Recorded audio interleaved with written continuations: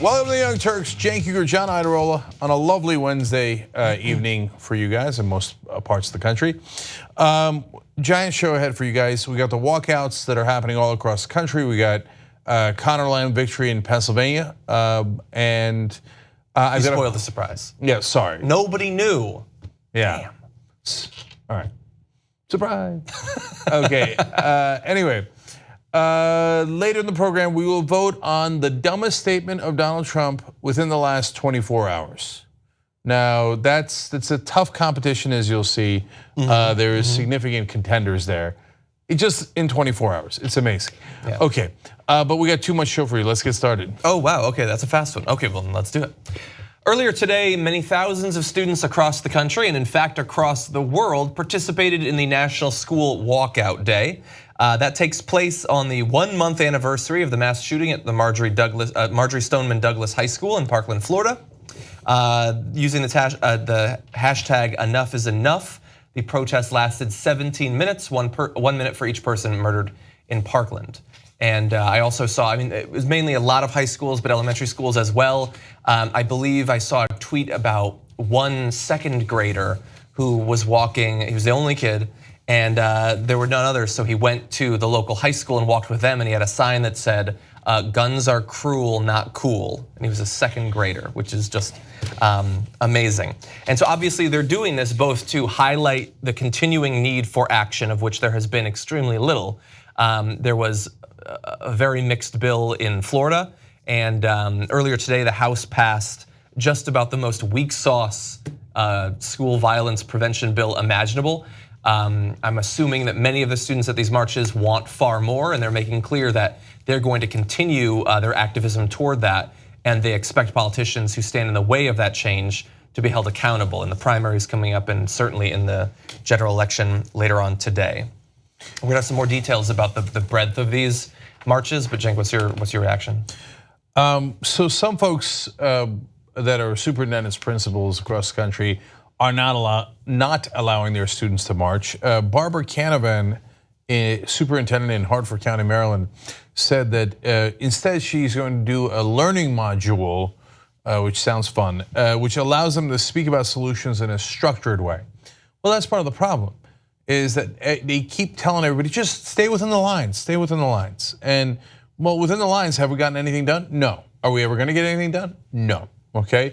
So people are tired of being told to stay within the lines and just do as the establishment tells you and the elites tell you, and everything's gonna be fine. It's not gonna be fine. It's not fine right now. That's the whole point of the walkout. And then some administrators in these schools, in fact, I saw 2 different quotes from 2 different parts of the country saying, oh, what are you, crazy? We're not gonna participate in this. I mean, you have the kids walk out and they'll be sitting ducks for shooters. That might give you a sense of why you should do something about it. How could you say that and then not realize the importance of the gravity of these walkouts? That's precisely why they're walking out, because you think it's a normal state of affairs that if you have students outside your school, it's inviting a massacre. You can't leave the castle, Cenk, obviously. This is a fortress. It's the only thing protecting our kids. So thankfully they're not coloring inside of the lines. And there were some schools I saw that had, as I said, 1 individual student who went out. I know I saw BET had tweeted out a live streamed video of a student who he was the only one, but he went there, and some kids, look, some schools are super supportive of it and some aren't. And the kids who are willing to go out there anyway, that is exactly the type of teen that we need in this country right now. And I totally agree with Cenk about the need to not listen to the administrators in this particular case. I mean, again, all of this is basically happening because of the teens at the Stoneman Douglas School. I think it's one of the reasons, at least in my mind, they should be considered so far the prohibitive favorites for Turk of the Year so far because of what they've been able to accomplish. And as we will talk about later on, this is just the first in a series of upcoming major events. Actually, in not too many more weeks, we've got the big one in the March to Save Their Lives in DC. But I want to talk about some of the particular marches. Very significant schools took place in Colorado. Students at Columbine High School, they participated. They did 30 seconds of silence, 17 for the dead in Parkland and 13 for the dead of their own campus. which I believe is, as I said, 19 years ago. There's coming up. They're going to have a march on that particular day too.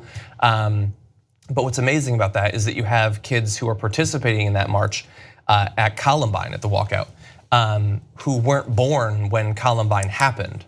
But this is still a problem that we're trying to deal with, and there's been almost no actual progress. I mean, hell, at least when Columbine happened, there was an assault weapons ban that lapsed several years later. We don't have that again. We seem unable to get that again. But also walkouts were expected in Newtown, Connecticut, where 26 people were killed at Sandy Hook. And there were also international marches. I saw in London, in Tanzania, with one teacher at the Tanzania school saying that thankfully we don't have an armed civilian population, so we don't have to deal with this, but they have empathy for those who do. In Israel and Iceland, one school had planned to, but it was unfortunately too cold, but we still appreciate the thought.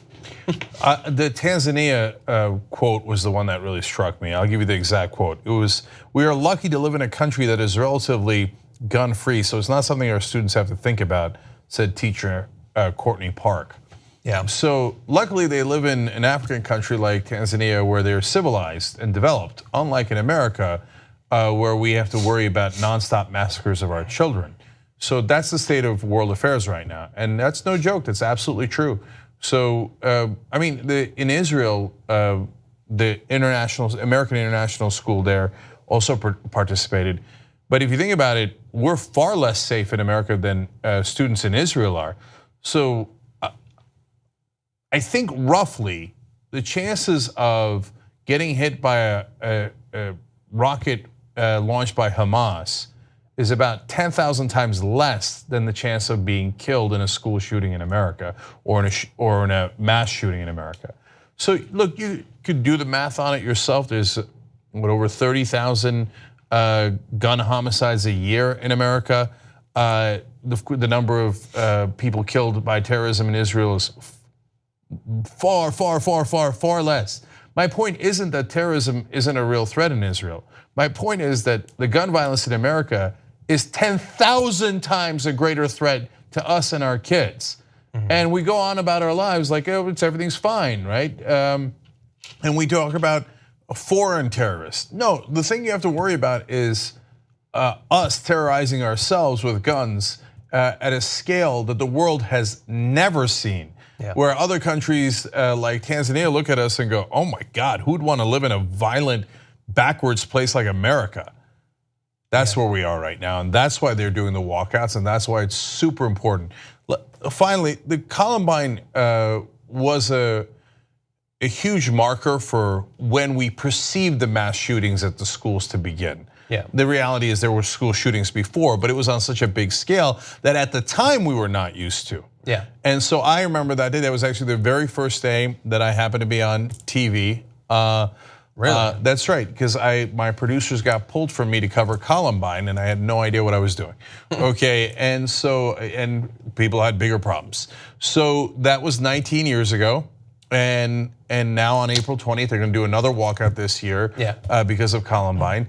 And we got used to the massacres in the schools until Parkland, where the students finally said, we're not going to take it anymore because the adults aren't doing anything, which then reminds me of what happened down in Florida when they were discussing this piece of legislation. Again, they did a tiny piece of legislation saying there should be a 3-day waiting period. Wow.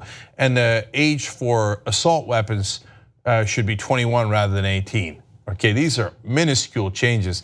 President Trump proposed universal background checks, which overwhelming majority of Americans agree with, including about 7 out of 10 NRA members say they should be universal background checks. 78% of gun owners say there should be universal background checks.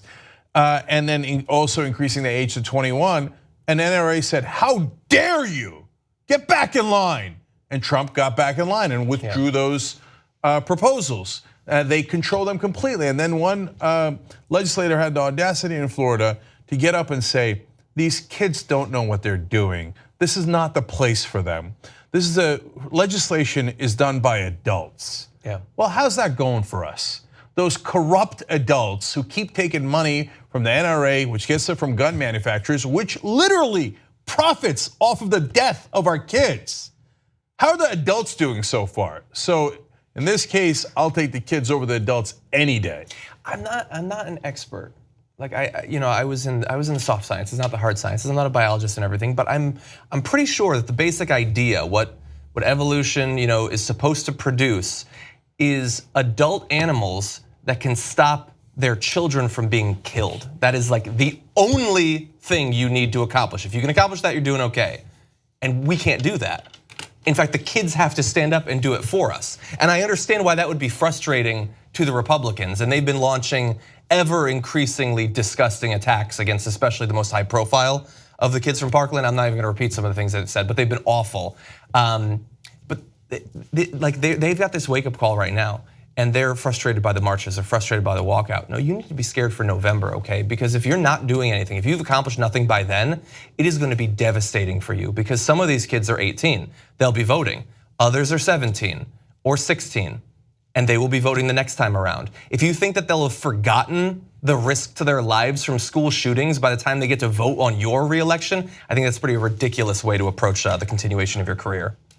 Anyway, I do want to get to some of the speakers. So here are, I believe this is some of the students who spoke at the walkout events. We will accept nothing less than comprehensive gun control. And if it's what it takes, we will shame our national policymakers into protecting us.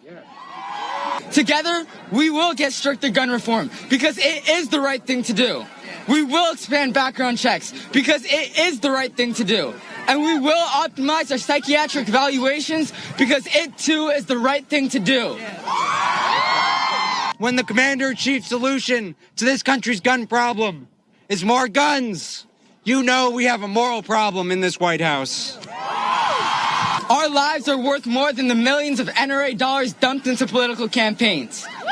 When national policymakers value the blood money of the NRA over the lives of children, you know we have a moral problem in the halls of Congress. And on these issues, let me be clear, there is no compromise. We are not seeking a Republican solution or a Democratic solution. We are seeking an American resolution.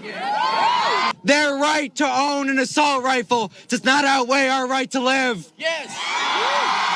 So let's revive the belief that individuals like my parents had in the promise of this country so that we can remove these profound feelings of fear and anxiety in what should be our safest institution. The adults have failed us. This is in our hands now. And if any elected official gets in our way, we will vote them out and replace them ourselves.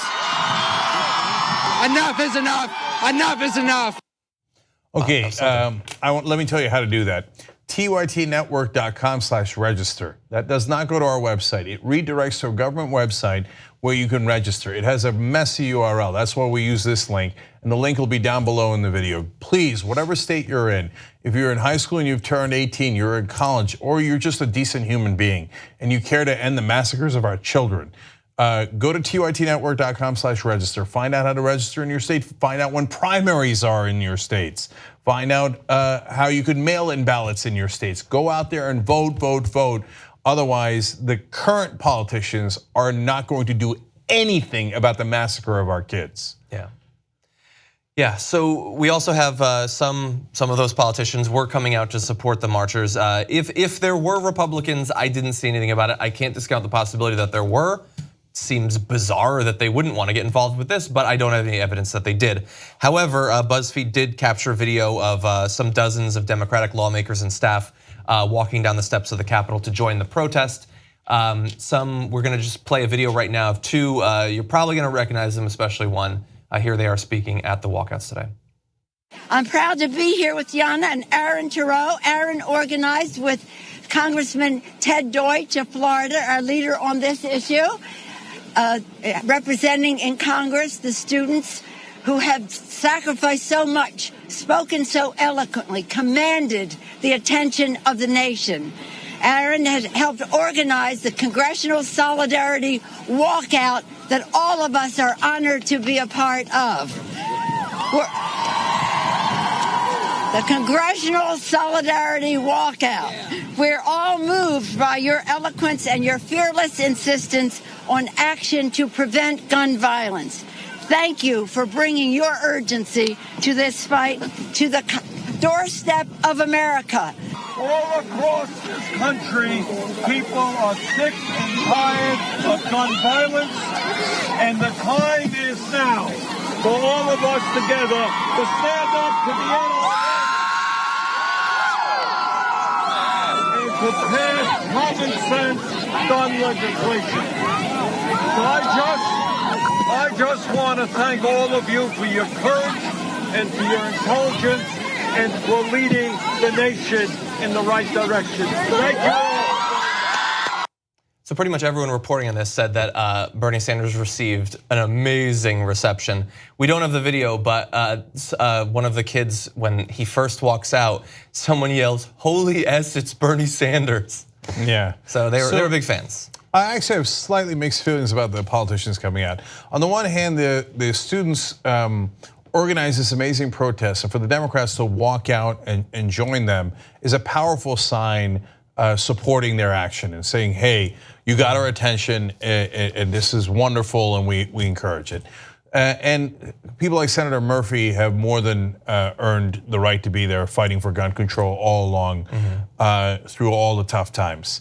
So on the other hand, seeing like Democratic politicians grab the mic, it's just, I want it to be organic, and it is, and these students have done an amazing job of organizing all of this. So I don't want it to be dismissed as something political. On the third hand, if you have one, is Bernie Sanders out there with a megaphone, not at the podium, but out there in a megaphone. When he walks out and the crowd goes nuts, and then Bernie feels like he's one of them as opposed to one of the adults. Right? I mean, I think that Washington would look at that derisively, but I think that young people in America look at that with a lot of, if I might say so, love, right? Like he's here, he's got our back on this. And by the way, and Bernie has some issues with voting on gun control in the past. Let's just keep it real on that. Now he's strong today in fighting against it. That's why I give Senator Murphy a lot of credit, because he's been strong throughout. And so you have to be realistic about the positions of everybody, no matter who you support. And but anyway, so even Pelosi, Schumer coming out there and kind of getting the back of the kids, I like a lot, right? On the other hand, don't like the camera space was taken up a lot by the politicians. Well, at that point, after the students and stuff. I know. But I think as long as they're actually doing the right thing. I mean, there's some politicians, even on the Democratic side, that take money from the NRA and don't have a good record on this. Certainly, and we usually point them out, but we also know that this is one of the most lopsided issues between the Republicans and the Democrats. And I mean, they at one point they passed an assault weapons ban, and they would pass limitation on the capacity, high capacity magazines and things like that. So this is one of the issues where I think at least the people that were speaking there seem to uniformly be right on the issues at the very least. Really fast, I do want to point out there was a response to some extent from the other side. Now, I didn't see the Republican politicians go out there, even the ones who might be a little bit supportive of gun control measures. But the NRA did send out a tweet. So if we could jump ahead to graphic 26, you're gonna see a little image. "I'll control my own guns, thank you." Oh, great. So kids from across the country are worried about being massacred in schools, and your message to them is to put a picture of an assault weapon and basically threaten them. Yeah. Well, that's the weapon that was used against them. To kill them, to murder them. But hey, you guys are really tough, and at least you're making a buck, right? Hey, those weapons manufacturers, every shooting, more people buy guns. They love those shootings. At least we know where your loyalties lie, which leads me to the final quote from Maya Homan, who was one of the students that protested in Palo Alto, California. She said, 17 people are dead, and I'm no longer willing to listen to politicians who deem my life less valuable than a piece of metal. Yeah. And on the NRA, I know that for a couple of hundred years in our country, we had a pretty good idea of the limitations of the Second Amendment, but it was admittedly written in a pretty vague way. I mean, there's well regulated in there, seems clear enough, but there's enough ambiguity for some courts. And so I think, hopefully in the very near future, we're gonna have some sort of constitutional convention to get money out of politics. And when that happens, we can put other things up there. And I think that we need to re-demonstrate to the American people that even the amendments can be amended. And at the end of the day, I don't know what should remain of the Second Amendment. Maybe there will be something, but I think it should look drastically different than it does today, because you have psychotic organizations like the NRA hiding behind a ridiculous interpretation of an overly vague amendment, and that is being used to allow for the continued slaughter of our kids. Something needs to change. Okay, I just got to clarify. Fortunately or unfortunately, conventions can only be done on a single issue. So you'd have to do a separate convention on the Second Amendment. Okay. But that, hey, There's a national I believe movement. in conventions. Yes, and look, I don't know to what degree I should be insulting of conservatives. I think probably pretty high degree. And tomorrow I'm planning a segment to prove how cowardly they are overall. But I know a lot of them don't believe in education, so they can't read. But it says a well-regulated militia in the Second Amendment. Are you stupid? Can you not read? And that goes all the way up to the conservative justice on the Supreme Court. I thought you said strict constructionist. I thought you said, no, I'm just gonna stick with the text. The text says in the Second Amendment, that is why I'm not even sure we need to fix it. It says, for a well-regulated militia. What part of this is well-regulated, let alone a militia? Yeah. So apparently, you're not very smart, and that's not surprising coming from conservatives. So I keep having to educate your dumb ass. Okay, let's take a quick break. We got one more story on guns, and then Conor Lamb victory and what we can learn from it. And of course, all the wrong lessons the Democratic Party will immediately learn. So we'll do that when we return.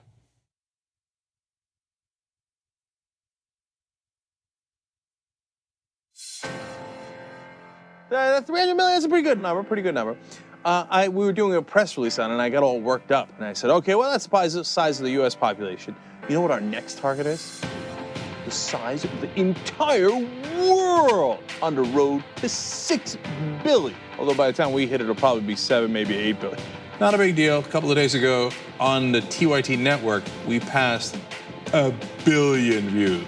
What the hell? What the hell? No, that's a big freaking deal. 2 billion views. What now? Sorry. What did we do? 2 billion? 2 billion. They said it couldn't be done, but it was done. We just crossed 5 billion views on YouTube. I mean, imagine 10 years ago thinking, one day. People looked at you like, are you nuts? Young Turks crosses 6 billion views. They said you couldn't do it, you can't change the media, don't try. Well, here we are, we're changing the media. Thank you, thank you, thank you.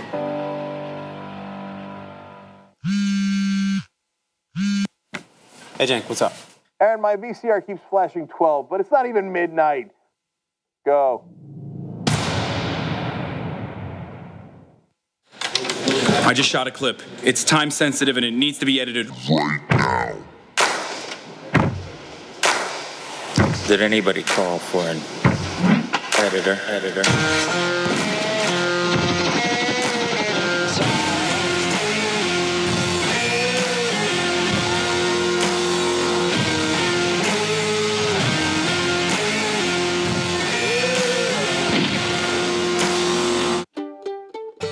Need this in an hour. But you're an editor too. Love you.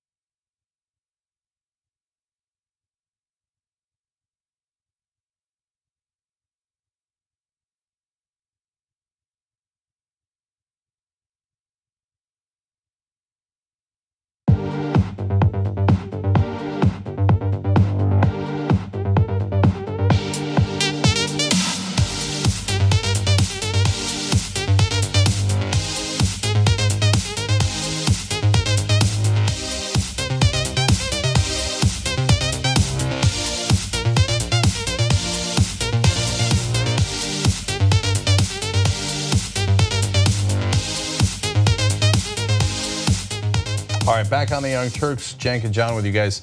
After today's show, I'm going to have Rebel headquarters, and we're going to have Jaden Speed, who is a 13-year-old who organized one of the walkouts in Nebraska, and he is the founder of Young Reports. So Rebel headquarters is for all progressive activities, and so I love having one of the students on there, so that should be great. Speaking of Rebel headquarters, former guest Allison Hartson, probably a future guest as well. Maybe, yeah. We'll see if we can fit her in. Yeah, currently running for senator in California, and she's doing a Reddit AMA tomorrow, guys, and I wanted to let you know about that. 9 to 11 a.m. Pacific time, okay, so noon to 2 Eastern, so that's Thursday, March 15th, Reddit AMA for Allison Hartson. I noticed that it's being held on Sanders for president. Interesting, yes, well that appears to be the subreddit. I can understand why you might do that. Perhaps because they agree on a lot of issues. Yeah. Old Turk says, hey, it's Johnny Pie Day. Okay, hey. It is indeed. Oh, but I'm going. Was yesterday. Yeah. No, it is today. Yeah, I think. It's not just Pie Day; it's Johnny Pie Day. Yeah, I don't know what date it is actually. It is. It's March 14th. Okay, I was checking mentally. Okay. I'm very tired. Peter Hamby writes in on YouTube Super Chat. Most of the reason for Columbine was because of the failure of police monitoring Harris and Klebold during the series of illegal activities before April 20th of 1999. Today, it's too far. No more. #walkout. If I could plug TYT interviews, they have a piece up right now actually about another, someone saw some social media activity about impending violence, reported to the FBI, nothing was done, reported again, I believe after Parkland if I'm getting that right, and nothing is being done right now. And so you can read that on TYT interviews. And Can't Afford It, also on YouTube. Sorry, TYT Investigates, I apologize. I was gonna say you could read it. TYT Investigates, sorry. Yes. As I said, I'm tired. You could obviously catch that on our website, tytnetwork.com, and then go to Investigates. Okay, or just tytnetwork.com/investigates. All right, Can't Afford It on YouTube Super Chat says, total and complete shutdown of gun sales in the United States until our country's representatives can figure out what's going on. Right, and apparently good enough for Muslims for Donald Trump, but not good enough for the thing that actually causes over 30,000 deaths every year. And then Gabby Marita says the adults have failed us, might be the quote of the year. Mark Halagua says those kids are amazing, wish that the politicians, especially the Dems, were so hard hitting. And finally, Laverian says, hear that sound, corporate Dems, referring to when Bernie Sanders was receiving a huge ovation from the kids. That's the sound of the next generation of voters cheering, quote, too old, quote, unreasonable, socialist. Gotta stock up on ponies, because they're coming at you to get them. That was complicated at the end, but yeah. Yeah, but we got it. Hey, Laverian, you made us laugh. Free T-shirt from shoptyt.com. Yeah, it's super fast on the whole amending the Second Amendment thing. Like I know that people who are very pro-gun would hear that and they get really scared, like, oh, they're gonna take away all the guns. Some people might want that version of it, but I think honestly, right now, if you're pro-gun, the Second Amendment is far too vague to actually protect your interests, because who knows what the next set of judges are going to interpret it to mean or not mean. The interpretation has changed so much. So I think whether you're pro-gun control or you're for keeping the current status or you want to open it up, the current Second Amendment serves no one with the way that it's worded, and so it desperately needs to be amended. All right. Anyway, moving on, we've got a little bit more guns for you. One of the only policies that consistently, at least recently, many in the GOP are willing to support to ostensibly do something about gun violence in schools is to flood schools with tens or hundreds of thousands of additional firearms. And you saw that with the recent bill in Florida, where they want to arm 37,000 teachers. And Donald Trump is a big fan of that. The NRA is a big fan of that. If that were to happen federally, then you're talking about potentially 1 million or more extra guns in schools. Now, the problem with that policy is, what if that were to lead to more accidental shootings? Coming to demonstrate that for you this week is a teacher at Seaside High School who accidentally fired his gun in class, injuring multiple students.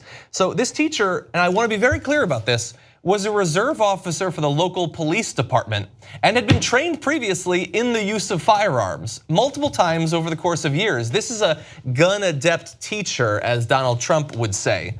The teacher fired the gun into the ceiling, thankfully, although some kind of debris or fragmentation struck a 17-year-old student in the neck. The student's father told KSBW8 that the student returned home from school with bullet fragments in his neck. There were 2 other students who were injured as well, although I don't know if they had bullet fragments specifically. The Sand City police chief said the teacher had been a reserve officer for 11 years and was both positive and professional. This wasn't some psycho. He'd had his last gun safety training less than a year ago, and we can expect that that was the last of multiple sets of gun training. And yet, you have a gunshot accidentally that injures students, thankfully doesn't kill anyone this time. Let's note again the irony that he was teaching a gun safety lesson when he fired the bullet that left bullet fragments lodged in the neck of one of his students. And we don't tell you this, and we said it at the time when Florida decided to arm 37,000 teachers because we think that the teachers are bad guys. We don't think that this guy is necessarily particularly incompetent. I know that gun owners love every time to point out, oh, no, I wouldn't do that. It's that one guy. I mean, who would bring in a gun that's already loaded and has one in the chamber? And you would. Yeah. You do it all the time. That's why there's over 500 accidental deaths, let alone the number of thousands of accidental shootings throughout the year. Every year, over 500 people killed because people are people, they're human beings, they make mistakes. Sometimes I make a mistake on the show and I say the wrong word. No one dies. When you make a mistake with a gun inside a school, you get bullet fragments in students' necks. Yeah. And thank God nobody was actually killed in this. But people are gonna make mistakes. And when they make mistakes with the guns, people die. And in this case, it's gonna be kids at schools. Yeah, and that 500, I mean, that's scary enough as it is, but what about that? What will that 500 become with 1 million additional guns in school every day? And even if, like, I know that you don't want to, but if we were to accept what this individual says, who might be watching the video, it says, I'm responsible with my guns. That's fine, you're responsible with your guns. But you're not gonna be in the classroom when your kid's there with a bunch of teachers who are now armed. It is going to be a bunch of randos that you can't control. You are sure of your own training. Are you so sure of theirs? I don't think most parents actually are. And this was a reserve police officer, but most of the teachers that'll be trained are just teachers. You know, your gym teacher, your librarian. You're positive the librarian will be trained well enough to be able to know which student to shoot in case of emergency. And by the way, what does the NRA do?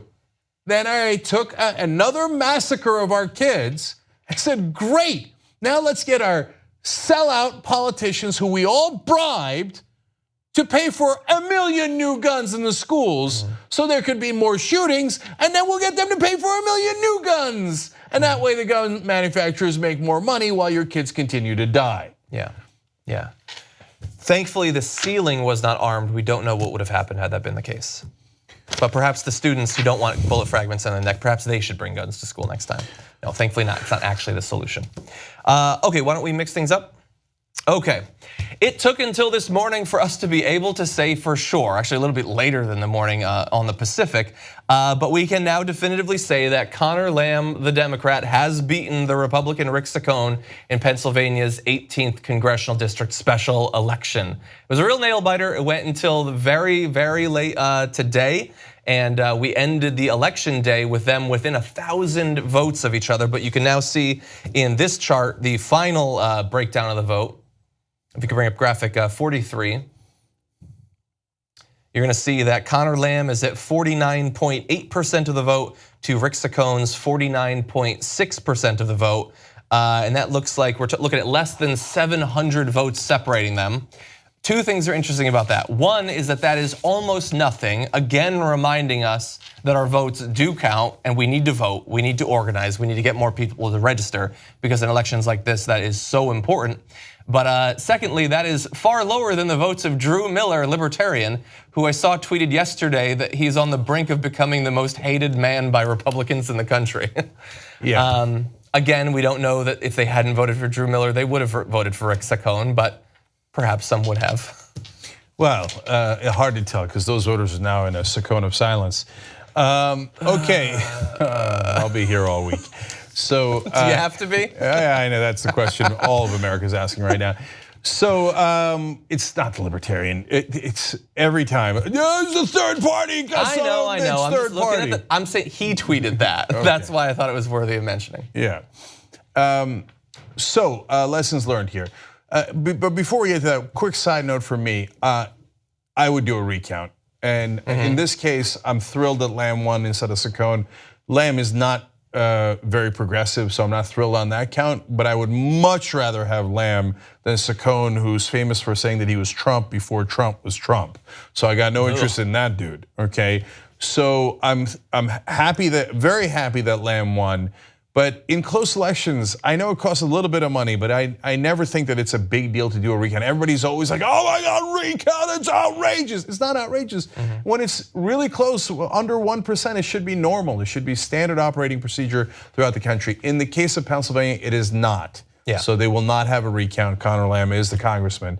So I'm happy about that today, but on another day, we might not be so happy about it. Yeah. So now that was my aside. In terms of lessons learned, everybody's just going to interpret it for their own advantage. No. Now, of course. So the establishment Democrats here have a perfectly good case. Let's just keep it real, right? They say, hey, Ron Moore is Republican light, and Conor Lamb in some ways did emphasize that he was pro-guns, he was pro-life, but he would vote pro-choice. You know, kind of splitting the baby, if you will. Ooh, bad analogy in that case. Do we know if that? Do we know if that works? I don't think it does. I don't know. But today, since he won and it was a district that Trump had won by 20 points, every establishment Democrat in Washington will be screaming, it works, you see, it just worked. Yeah. And I'm giving the devil his due, right? And I'm saying, okay, like they got a case to make in the case of Conor Lamb because he ran a little bit to the right and it was not a disaster. In fact, it went well. Now, so let's set the context here. Democrats overall since Trump's election have been beating the spread by 16 points. Why don't we bring up graphic 24 while you're talking about this? All right, so First chart. Let's take a look at graphic 24 to give you a sense of this, okay? And so in Lamb's case though, to give him further credit, he beat the spread by 22 points as you see at the bottom there, okay? So the average is 16 points and he won by 22, so that's 6 more. Now, first of all, let's again do a very important side note here to say how screwed the Republicans are. Those are devastating numbers for the Republicans. Utah's okay. Yeah.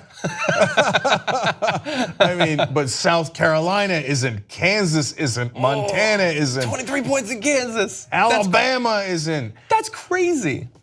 So those are giant numbers against the Republicans. If those hold in the midterm elections, the Democrats will pick up anywhere from, I've seen estimates from 30 to 50 seats, okay? But 30 to 40 is the most common range. They only need, now with Conor Lamb winning, they only need 23 more seats to be the majority in the House of Representatives. So now, I just gave you the establishment case for Conor Lamb. He ran to the right on those issues. On the other hand, when you ask Conor Lamb and when you tracked him, yes, he said all those things, but what was the number one issue that he ran on? Protecting Social Security, Medicare, and Medicaid. That's as progressive as it gets. And so now I know a lot of politicians pretend to be progressive during an election. Even Trump pretended to be progressive on that issue and then later proposed to cut Medicare and obviously devastated Medicaid, right? But Trump would say, I'm not like a standard Republican. I will never touch those things. Why? The country, especially on those issues, are overwhelmingly progressive. So the number one issue that he ran on was one that we agree with. We should increase Social Security. We should protect Medicare and expand it to, in fact, to cover everyone, et cetera. So there's a case to be made on both sides here. Yeah, and so that's what he was running on. I believe, I don't have all the articles in front of me anymore, but I believe that if you ask the population what were the most important issues, I think that the highest one might have been healthcare. And if you break it down, he won, I think, about 2/3 of the vote on healthcare, and it looked, I mean, any change to this election could have flipped it the other way. And so he won 2/3 by saying the standard thing, ACA is great, we should expand ACA, all that stuff. But imagine if he was stronger on that issue. He won 2/3. What if he'd won 75%, 80%, 90% of it? Then it wouldn't have even been a close election. And if people liked, the ACA and expansion, maybe something that actually insured everybody and controlled costs and all of that, something like single payer, Medicare for all, maybe this wouldn't have even had to have been a nail biter. We could have wrapped this thing up at 8 p.m. Eastern time last night. Yeah, but I now want to go back to the second biggest issue he ran on. And this is based on what his campaign says. So the second biggest issue was protecting the unions. Also a deeply progressive issue. In fact, Brent Welder running Kansas 3rd District is crushing the current Republican opponent incumbent by about 7 points with not anywhere near the money that Kevin Yoder has in that district. And he's a union lawyer. He was a union lawyer, right? So the corporate Democrats tell us all the time, oh, unions, nah, like teachers are union. No. Now, a lot of times they take union money, but like Obama, when it came to protecting the unions and their rights, all of a sudden he couldn't find his walking boots. And all of a sudden Karchek nope, not gonna do it. You attacking the unions in Wisconsin? Nope, not gonna show up at the protests. Not gonna do it, not gonna do it. But when it comes to winning elections, all of a sudden they're progressives. Oh, the unions, time for the unions. Even the Republicans, a Republican consultant said the problem with Rick Saccone was that he wasn't union enough. Now, look, that's a particularly union district in Pennsylvania's 18th district, okay? But that's a hell of a thing when Republicans say, God damn it, we should have supported the unions more. Okay, so take that into consideration as well. I'm not a political consultant, I'm not an expert, maybe I don't know nothing, it's entirely possible. But if it helps you to win an election by being pro-union around the election, how much more will it help you win the election if you're always pro-union and you demonstrate it throughout your term? Seems like you can probably clinch a lot of elections that way. But again, I'm not an expert. One last thing I want to show, by the way, is so we broke down the 16-point average spread in the special elections. This is something I talked about earlier today. And look, it's a few, you don't know how much you can actually interpret from just a few special elections, and it's still a long way out. Does it really mean anything? Let's bring up this final chart, graphic 25. This is a historic change between special election average amounts and the actual vote once you get to the general election. And you're seeing there that yes, it can be off by a little bit, but it ain't off by that much. It isn't off by 16 points or 20 points or whatever. And so what you're seeing there is that this is probably indicative of something pretty serious later on this year. And one of the things that I'm most excited about, I mean, this sort of thing could obviously affect races like Ted Cruz, his re-election effort. But like that last night, that was a +20 Trump district. If you start looking at the people in the House that are in less than a +20 Trump district, I mean, you got Devin Nunes, you've got Paul Ryan. I believe his was 4 points. You think Paul Ryan can overcome that? No. Speaking of unions, Iron Stash is running against Paul Ryan in that district. We're going to take out the Speaker of the House. So Randy Bryce, go find out about him. He's another Justice Democrat, and he's going to crush Paul Ryan. Look, hey, Republicans, you don't want to take it seriously? Wonderful, fantastic. And I love their excuses this morning. My favorite was, there's two great ones. Substantively, the best one was, Lamb outraised Saccone. He raised more money. Yeah, but you're leaving out the independent expenditures. Saccone, because of all the dark money and the super PACs, outspent Lamb. So he outspent Lamb and lost anyway. So where's your money excuse? And the leader of the Republicans in the House for their re-election efforts said, oh, this sends a message, it's a wake-up call. I was like, oh, good, at least they get it. He's like, we got to raise more money. I'm like, no, thank God you missed it entirely, okay? So, but my favorite excuse was, one Republican blamed it on Saccone's porn stash. He said his mustache was disgusting, and that's why he lost. That's why you think he lost? Great. He's got a point. He's got a point. No, wonderful. Raise more money from billionaire donors and multinational corporations and big banks, and rest on your laurels, and then we'll find out in November if that 20-point swing is real or not. Yeah, I personally have to say that I think the best one was on Fox and Friends when Brian Kilmeade agreed with one of the other hosts, and he said, you know what, cuteness matters. Conor Lamb was cute. Maybe it does matter, but Trump was still able to win. It don't matter that much. Yes. Cuteness matters. No, Kilmeade's right. I think Republicans should just pick cuter candidates. Yeah. Problem solved. I think cuteness is worth 20 points, give or take, in an election. Okay. All right, we got to take a break, guys. When we come back, more fun news for you guys, including if you thought the Russian bots were bad, wait till you get a load of the Democratic bots. Ooh, Jerome's, they're back. We'll explain when we come back.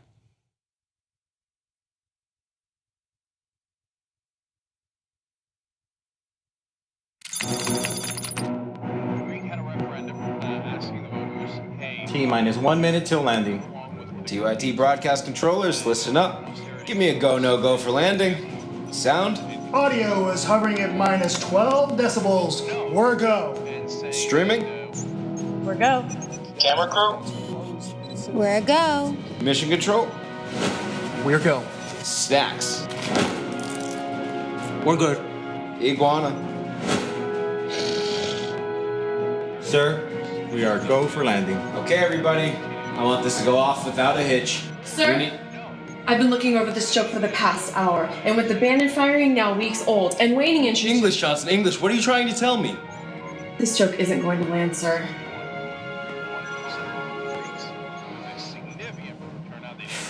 Okay, everyone. Forget the old plan. From this moment on, we're improvising a new joke.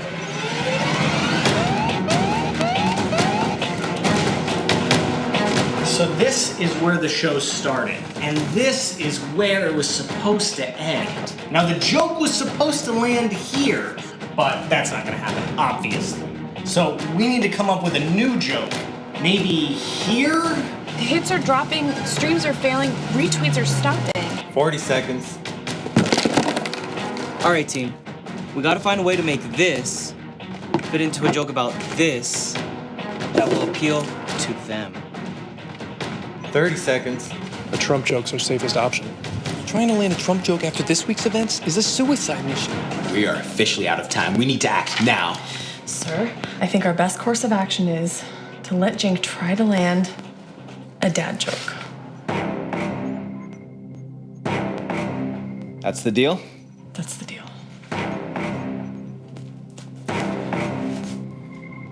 All right, everyone, to their stations.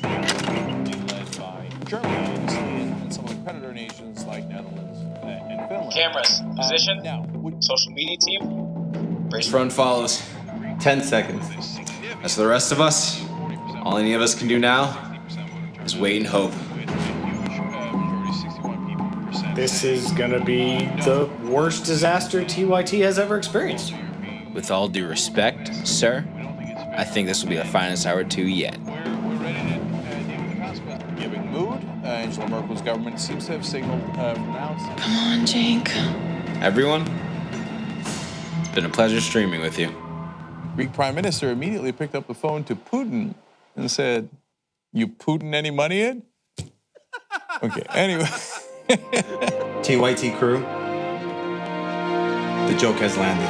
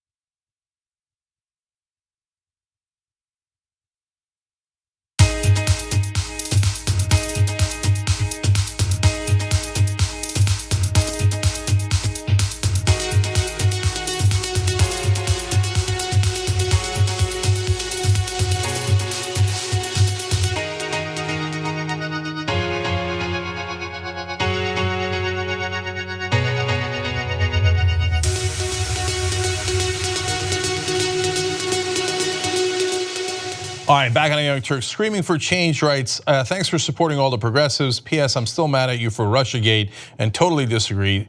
said like a scorned lover. Okay. Well, if you're gonna say it, that's the best way, I think. I totally agree. All right, thank you, brother. Ninny says, the NRA are lobbyists just like all the rest, only in it for the profit and buying out the government for more profit. They honestly don't give a rat's ass about people, just money. Another corporation that pays for laws in their favor. Absolutely right. Now, Charlie Whiskey, the great tweet here. As a retired military vet, gun owner, and Second Amendment supporter, I have to concede that I am now ashamed to be a lifetime member of such a corrupt organization as the NRA. Yeah. So you know what, Charlie? Slash probably not your real name, but I get it. If you have any NRA, merchandise, throw it away. We'll give you a free T-shirt from shoptyt.com. Okay. Nice. Thank you for having an open mind and seeing how corrupt they've become. Yeah. So we appreciate that. Okay. And lastly, Lucifer says, "Secone of silence." Oh yeah, Cenk beats Anna in the joke off. So last night on the post game, we talked about how Anna and I might do a stand-up competition. I know, yeah. Yeah, for the members. So one, check out the post game. I didn't know that part of it. Oh my God, please do that. So you don't know, so I was driving, Ty and I were driving back from covering a protest down at the border. We were driving back up to cover a protest in Beverly Hills. And I switched off and I was driving and we had the show on, we were watching the show. And then it switches over, we watch Rebel Headquarters, and then it goes to I hear that you're gonna do the thing about comedy, and Ty was asleep, it was his phone. I didn't know how to switch over to the post game, and I was so mad because I wanted to hear her talk about the comedy. Yeah, well, you can get all that if you're a member. tytnetwork.com/join. Okay, now let me do the next story for you guys. So in the last 24 hours or so, Donald Trump has said a number of maniacal things. So we decided that it would be fun to do a poll. What is the dumbest thing that Donald Trump has said in the last day? Now, it is a significant competition. He was down near the border in California, and he was talking about Mexicans who could climb the wall. And this is what he said. He said, getting over the top is easy. These are like professional mountain climbers. They're incredible climbers. They can't climb some of those walls. Some of them they can. Those are the walls we're not using. So now, not only are Mexicans coming into the country criminals and rapists, but they're also professional mountain climbers. So I don't know if they're doing the criminal activity before or after, presumably after they've climbed the mountains to get in, and then they have at it also. And I presume some of them are not good mountain climbers. No, but most of them are, okay. This is like Steve King when he talked about how there's Mexican drug dealers with the cantaloupe calves because they're dragging 60 pounds of drugs across the border. You remember, or however much. I think Trump said this, they're gonna throw the 60 pounds of drugs over the wall. Which is a different Olympic sport. That's right. And they should really form a team. Man, they'd be amazing, right? So that's contestant number one. Contestant number two is, he also said, talking about our space program, buckle up. I was saying it the other day because we're doing a tremendous amount of work in space. I said, maybe we need a new force. We'll call it the Space Force. And I was not really serious. And then I said, what a great idea. Maybe we'll have to do that. That could happen. So I wasn't serious, then I really was. He convinced himself. Yeah, because I think a Space Force would be great. I hear that he has already actually considered nominating Commander Darth Vader as the leader of the Space Force, and he thinks that maybe they could build a whole star, like maybe a Death Star for this sales. Yeah. I keep wanting to call it a Salesforce, Space Force. Okay, all right, and now finally, contestant number three. This is all within 24 hours. Okay, he went and was talking about troops when he was in California, and he put out this tweet. It was my great honor to deliver a message to the Marine Corps Air Station Miramar, to our great US military, straight from the heart of the American people. We support you, thank you, love you, etc. Did you see there how he spelled Marine Corps? I was really hoping this would be one of the three. C-O-R-E. No, that's not how Marine Corps is spelled. It's C-O-R-P. Okay. He's been president for over a year. I mean, let alone the fact that he's old. He's been president for more than a year and he doesn't know how it's spelled. How many Marines has he been around over the past year? Tammy Duckworth, senator, a Democratic senator who's a veteran, calls him Cadet Bone Spurs because of Bone Spurs. He said he couldn't make it to Vietnam. They said, which foot? He said, I don't know. maybe both. Gee, I wonder if that excuse was made up. That's really bad. But he's a big supporter of the Marine Corps. They got a good Corps that they work out on crunchies every day. That's how they get over walls. Okay, so imagine if a Democratic president had misspelled Marine Corps. They would never stop talking about, oh yeah, Marine Corps. You know, they don't know anything, these Democrats, they don't know anything about the troops. They're so against the troops. The best thing about social media, the best thing, and this is gonna make me look really petty, is that people have to write things down. When you just say things, you can hide a lot of ignorance, but when you have to write it down, it becomes clear. And that hits Donald Trump every once in a while. Yes, so, which brings us to our poll, tytnetwork.com/dumbass to vote. What's the dumbest thing Trump has said in the last 24 hours? A, Mexican mountain climbers. B, Space Force. C, Marine Corps. I actually think that Space Force is like the third party candidate there. It's gonna be a spoiler for one of the two. Because Space Force actually looks... Well, it's not his idea. I mean, there is sort of a Space Force now, and people have talked about it. No, but he wants to use it for the military. Yeah. Well, we have international treaties against weaponization of outer space and everything. But you think he knows that? It's not his idea. Right. So I'm between Marine Corps and Mexican mountain climbers. I predicted dead heat, but that's why we do the polls, because I want to know. So vote on what was the dumbest statement by Donald Trump in the last 24 hours at tytnetwork.com/dumbass. Okay. He wants to arm the Space Force, but he also wants to appeal to the business community. So the first ship's gonna be called the Enterprise. Anyway, it's his idea. USS Enterprise. His well, idea. Luckily they're gonna go. They're gonna go where no one has gone before. Good. Take him with you, please. Okay. This is a very interesting story. Let's jump into this. Something fishy is going on right now with a few very high-profile Bernie-hating social media accounts, and we're going to look at one today. This is a recently profiled set of activities from a Democratic Party consultant's tweets. Her name is Sally Albright. Now, Trevor, this is the first name of a Bernie Sanders supporter who didn't want to provide his last name because he was worried about being doxxed, which is a very reasonable fear these days, but goes by liking online on Twitter. Noticed a strange pattern of behavior when Sally Albright responded to him. Now understand that her tweets generally are, I mean, there's some just generic anti-Trump stuff and some generic Democratic Party stuff, but a lot of it, even more than a year after the election, is targeted at attacking Bernie Sanders supporters, attacking Bernie Sanders, those sorts of standard attacks against him. Now, her tweets addressed to Trevor were rapidly retweeted by the same series of accounts every time. This created a barrage of notifications, making it look as though there was an avalanche of opposition to everything he said. They appeared thus to be bots, automated accounts masked as real people being used to amplify a particular political message. And one way that you can sort of tell this, partially it's by activity, partially it's by what they type, but then also partially it's by the name and the photo associated with the name for those who choose to use it. So the account named for Iris Winter, which is temporarily suspended, uses a picture of a Spanish ice dancer.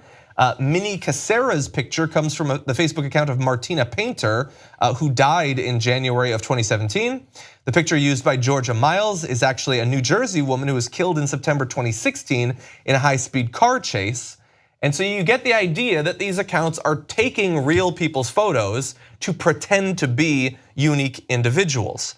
Now, Huffington Post reached out to Sally Albright about this activity, and she admitted that she had handed over a number of accounts to an unnamed client of hers, and she also said that she had changed the pictures for some of them.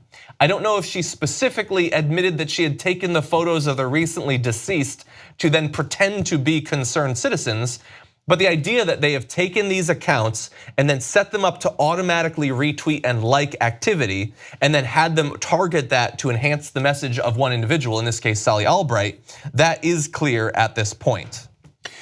Yeah, so the Democrats who are screaming on every cable show about, the Russian bots, the Russian bots.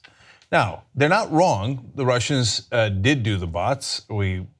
Every intelligence committee has concluded that. Trump's own picks have concluded that. At the CIA, National Director of Intelligence, and the list goes on and on. but they also do their own bots. The corporate Democrats do their bots. But by the way, this part of the story is new, and then why we bring it to you today.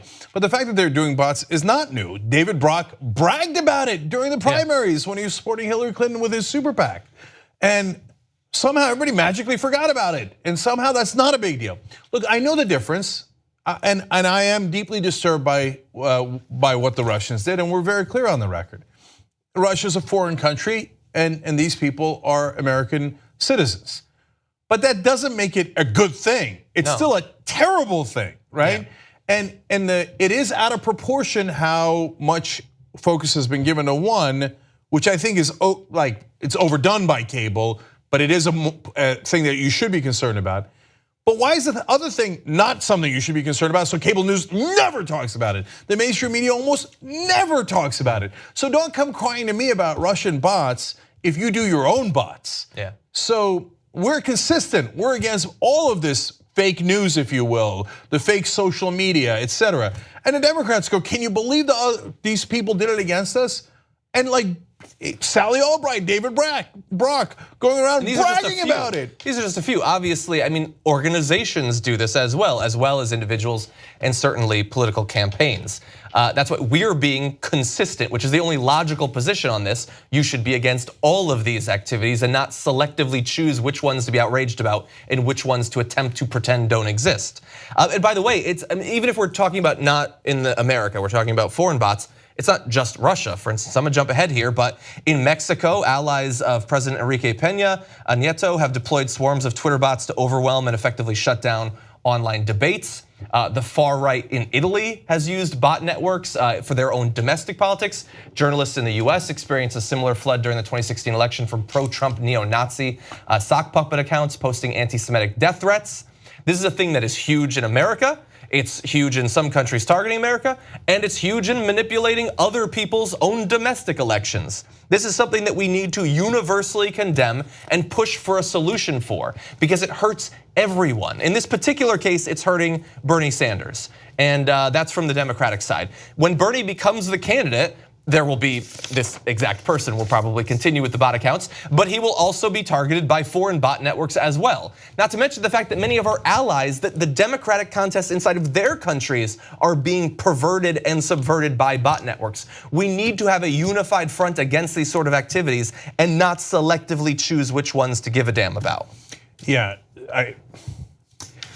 let's put it this way, Clinton establishment folks, you might have been able to tell that you were not the more popular candidate when you had to buy supporters or buy robots to pretend to be supporters on your side. Gee, I wonder which side the energy was on. And they always say like, oh yeah, but Hillary won the primaries. That means she was more popular. No, that means she had unreal name recognition, and every single cable news outlet saying 24/7, the superdelegates have already voted. She's got an overwhelming lead. Why is Bernie Sanders still in the race? Who's Bernie Sanders? Shh, don't cover Bernie Sanders. With that massive advantage of every television station and every major paper being on her side, and the biggest name recognition anybody's ever had, she still lost a 60-point lead. She had a 60-point lead over Bernie Sanders when they started in 2015. And he almost caught her with this amount of time to be able to build up name recognition. You know why? Because there was energy on Bernie Sanders' side. He was represented by actual human beings online. Whereas you had to buy people to support Hillary Clinton, and that's still going on today. Good article in Down with Tyranny about how establishment Dems seem to be doing it to Laura Moser in Texas. So the DCCC attacked her publicly. They did Oppo research. They're supposed to do that against Republicans. They did it against the Democrat in a primary, against their own memo that they sent to all the candidates. Do not attack in the primaries. And then they viciously attacked a fellow Democrat because she had the temerity to be progressive and not corrupt, right? So what do? They're not done yet.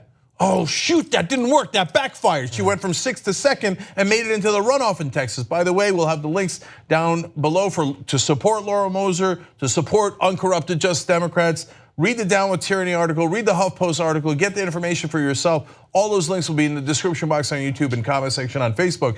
And In this case, they're still not done. They're like, oh, we did it publicly and that backfired. So let's go do the thing we normally do, spend money to try to destroy progressives, but we can't actually get volunteers. Who's gonna sign up for? Yeah, I'd like to be the scumbag who sandbags fellow progressives online. Can I just make up stuff about it? One of the things that Albright makes up about Bernie Sanders is that he's racist.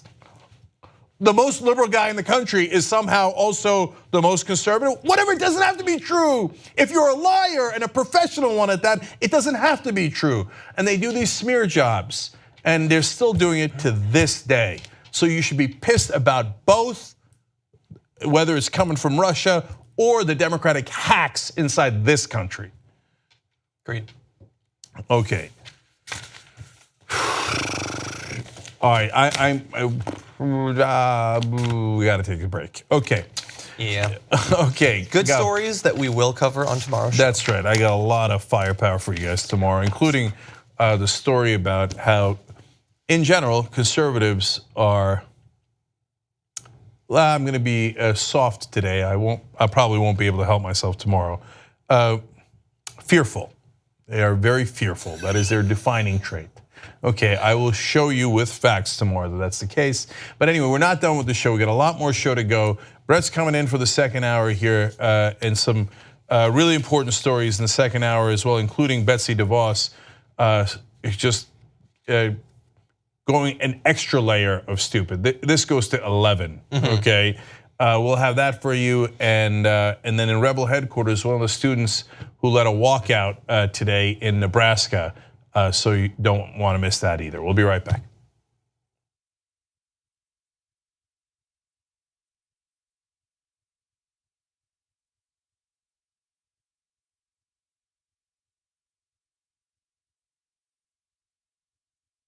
I have decided that I'm going to get ripped.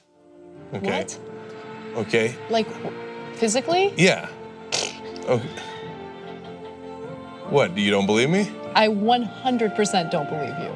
I will get so ripped, here's my prediction, that someone at TYT will say, Cenk, you've got to stop working out. We're tired of you winning. So you don't believe me? Cenk, you don't have time to like do your daily duties for the main show. Duties. You don't even have time for your daily duties. Because what you guys don't know is how great my muscles already are. It's absolutely possible, but you can't have Leah run to the food truck to get you like 2 different types of grilled cheeses with like tater tots for lunch. Like you can't have that anymore. Let's see what happens. You also have to go to the gym regularly. Let's see what happens. All I'm saying is, let's see what happens. Have I ever been wrong about a prediction? Almost never.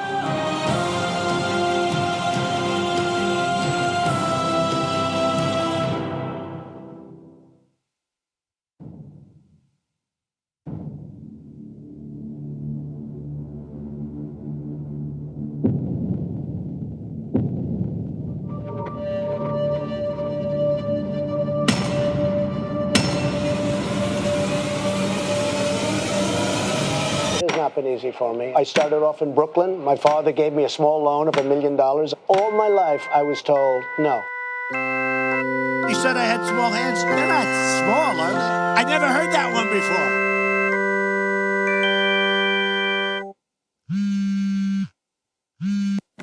Hey, Cenk, what's up? Aaron, I want to do a YouTube live clip, but not live. Go.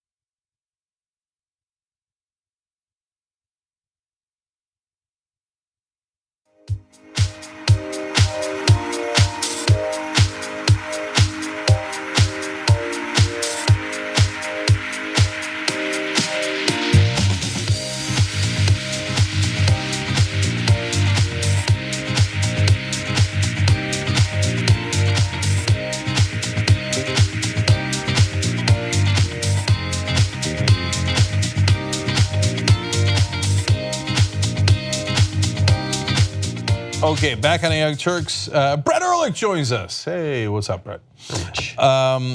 So, a couple of tweets for you guys. A lot about the Space Force. OnSec writes in, Space Force to fight the aliens before they become illegal aliens. Oh, zanger. So actually tomorrow, I believe and I hope I'm going to get to a story about how they're here. Second video has come out with citing a UFO, and it's not us, it's the US military. So it's fascinating, okay? I'm with it. Yeah, well, okay, just, you know what, do your best, aliens. Okay, we tried building a wall around space, it didn't work. Okay, J. Thomas Gordy says on the Marine Corps issue, I honestly don't know how anyone can salute this draft-dodging con artist. Well, here, brother. Chris Bradshaw says, when Dan Quayle misspelled potato, it ended his career. When Trump spells a word wrong, we call it Tuesday. Also very true. And Veronica Escobedo on YouTube Super Chat says about the Space Force, beam him up, Scotty, please. So indeed. Okay, guys, before we go on with the stories, I just want to remind you again, Allison Hartson's doing a Reddit AMA tomorrow, 9 to 11 Pacific, so make sure you check that out. It's on the subreddit of Sanders for President. And yes, she's a Bernie Sanders type progressive running against Dianne Feinstein. And by the way, go volunteer for her. It takes about 15 seconds to sign up, and do however much or as little as you can. Sign up for a Facebook page or Twitter, and boom, you're a volunteer. It takes about 30 seconds to do that at most, or you can make just one phone call, and it still makes a huge difference. So AllisonHartson.com/now. AllisonHartson.com/now. Let's get to 2,000 volunteers. So that we can take out a corporate Democrat. All right, Brett, what's next? First off, Stephen Hawking died. John wanted me to mention at the top of the show. Do you have any thoughts about Stephen Hawking? It's kind of a heartbreaking story, but I mean, everyone's tweeting out little quotes of his. Just want to take a moment. He died, if you're on the other side of the date line, he died on Pi Day. And folks are calling him out for that. That was one tweet that I saw. So okay, they're calling him out for that. Stephen Hawking, we're calling you out, okay, for dying on Pi Day. So yeah, no, brilliant guy, wonderful guy, smart. So I'm sure conservatives hated him. Yeah. All right, let's get into the news on the second hour. Okay, Betsy DeVos, she's in charge of the Department of Education. Here's a photo of her to jog your memory. It was reported on this show yesterday. She had a tough time on 60 Minutes explaining and defending her record with Michigan school choice opposite Leslie Stahl. Here's a refresher. Take a look at that video. Now, has that happened in Michigan? We're in Michigan. This is your home state. Michigan, yes. Well, there's lots of great options and choices for students here. Have the public schools in Michigan gotten better? I don't know. Overall, I can't say overall that they have all gotten better. The whole state is not doing well. Well, there are certainly lots of pockets where the students are doing well. But your argument that if you take funds away, that the schools will get better is not working in Michigan, where you had a huge impact and influence over the direction of the school system here. I hesitate to talk about all schools in general because schools are made up of individual students attending them. The public schools here are doing worse than they did. Michigan schools need to do better. There is no doubt about it. She knows that she has to keep smizing the whole time. Yeah, that's exactly what I was gonna say. She has an incredible ability to smile through anger, like I've never seen before. I rank her #1 in the country in being able to smile pleasantly while being internally furious. Like, oh, you're right. You're owning me right now. I look like an idiot. Oh, I get it. You caught me again. I don't know what I'm talking about. That's it. It is the not knowing what she's talking about. And so she tried to defend herself on Twitter, and that aspect of not knowing what she's talking about comes through. Here's a tweet she had to defend her performance. She writes, here's what we shared with 60 Minutes, which of course they didn't show you. Michigan, like much of the nation, isn't doing well enough to prepare students. Scores are stagnant, students need more options, and we must rethink our approach to education. And she attached 2 charts. Those 2 charts, which we should have in the next graphic, they show, they show the gray line is, and for those at home that are just listening, They have a line that represents the national public average and then the Michigan line, and kind of when Betsy and her friends get in charge of the Michigan education system, you see that Michigan's numbers fall below the national average in both mathematics and reading. And what Betsy draws from this is the conclusion that everyone needs to do better, so we need more of her policies, even though you kind of have a graphical representation that her school choice policies are failing her state compared to the rest of the country.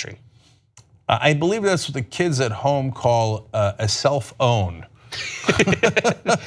Yeah, she's like, oh yeah, 60 Minutes didn't show you how stupid I really am. So let me take this opportunity to show you what a miserable failure my ideas have been in Michigan. Have your opinions of her changed since seeing this response and the 60 Minutes thing, or does it just, like, how has your opinion changed of her? So when we first saw the 60 Minutes thing, and then Anna and I talked about it earlier in the week, what came across to me was affluenza. That she's so wealthy that no one has ever asked her to defend her opinions before. She's surrounded by people going, oh, Betsy, you're so right. And what a pleasant smile, Betsy. Of course, Betsy. She never had to do her homework. Success was not tied to merit in Betsy DeVos's world or in Donald Trump's world. And no matter how many times Donald Trump went bankrupt, his dad would bail him out. No matter how many classes he failed, his dad would bail him out. So he learned you don't have to do homework. So as president, he doesn't do it, and Betsy DeVos doesn't do it. And so in the case of charter schools, the results are very mixed. And there's no convincing evidence that they do better than public schools. And on the issue that she voluntarily brought up about how they pulled public schools up when you take money away from public schools to give to charter schools, there she's flat wrong. No, it hurts public schools when you take money away from them, which is, and of course, right? But at least make your case, Betsy. And so what you could have done if you wanted to be sufficiently misleading is take one state that actually does well with charter schools, because they exist. And in that case, Arizona, like Florida does worse, Michigan does worse. There's a lot of states that do worse. Their charter schools do worse than their public schools in some of the instances, right? Or in a lot of the instances. But in Arizona, the charter schools do pretty well. So you could have just said, but Leslie, what about Arizona? Let me tell you the stats. Or after the interview, do your homework. You're the secretary of the whole department, okay? There's like hundreds, maybe I'm sure thousands of people working underneath you. Have one of them do the homework and then send out the tweet. For me, this behavior just underscores the fact that she's a lobbyist at heart. Because a lobbyist doesn't ever question the goal. And the goal for her is to expand charter schools. Her goal isn't necessarily to do the best for the Department of Education, to do the best for schools at large and consider other options. Her decision has been made a long time ago because of the people she hangs around. That's part of that affluenza, and she just decides that my job is to make sure that I get this money from the public school system to the people I know who are asking for it. And that's what it is. There was one amazing op-ed that said she spent, the DeVos family contributed $1.45 million in the summer of 2016 over the course of 2 months, which means they were giving $25,000 a day to try to get more money away from the public school system and into, they become public schools because they're publicly funded, but to what you would consider to be like a private religious institution. And the trouble with that is she doesn't even open it up for the possibility that you could evaluate these schools properly. Because once you get out of the public school system, which you can at least monitor and test and see clearly into, once you get into the private institutions, they've made it more and more difficult to see how they're doing and how the money's spent, period. And by the way, that's the second problem. She's a religious fundamentalist. So she thinks evidence, I don't need any stinking evidence. Whatever I was told by my leader is correct, period. End of the question. So don't bother me with your facts and logic. In fact, look at this one comment she made in that video that you guys watched earlier. She said, I hesitate to talk about all schools in general because schools are made up of individual students attending them. Well, by that logic, you could never evaluate whether charter schools do well or private schools do well or public schools because they're made up of the individual students that attend them. So you can't judge any school. How are you going to be education secretary if you can't judge the performance of any of the schools? So in that respect, since she's so fundamentally against what her job is she the most Trump appointee? It's an impossible question. It's a murderer's row of idiots and misfits. Why is she still there? So we've got, it was at the Because beginning of the she's week. pro-Russia, that's why. Is that what it is? Yeah, the DeVos family works in collaboration with the Russians.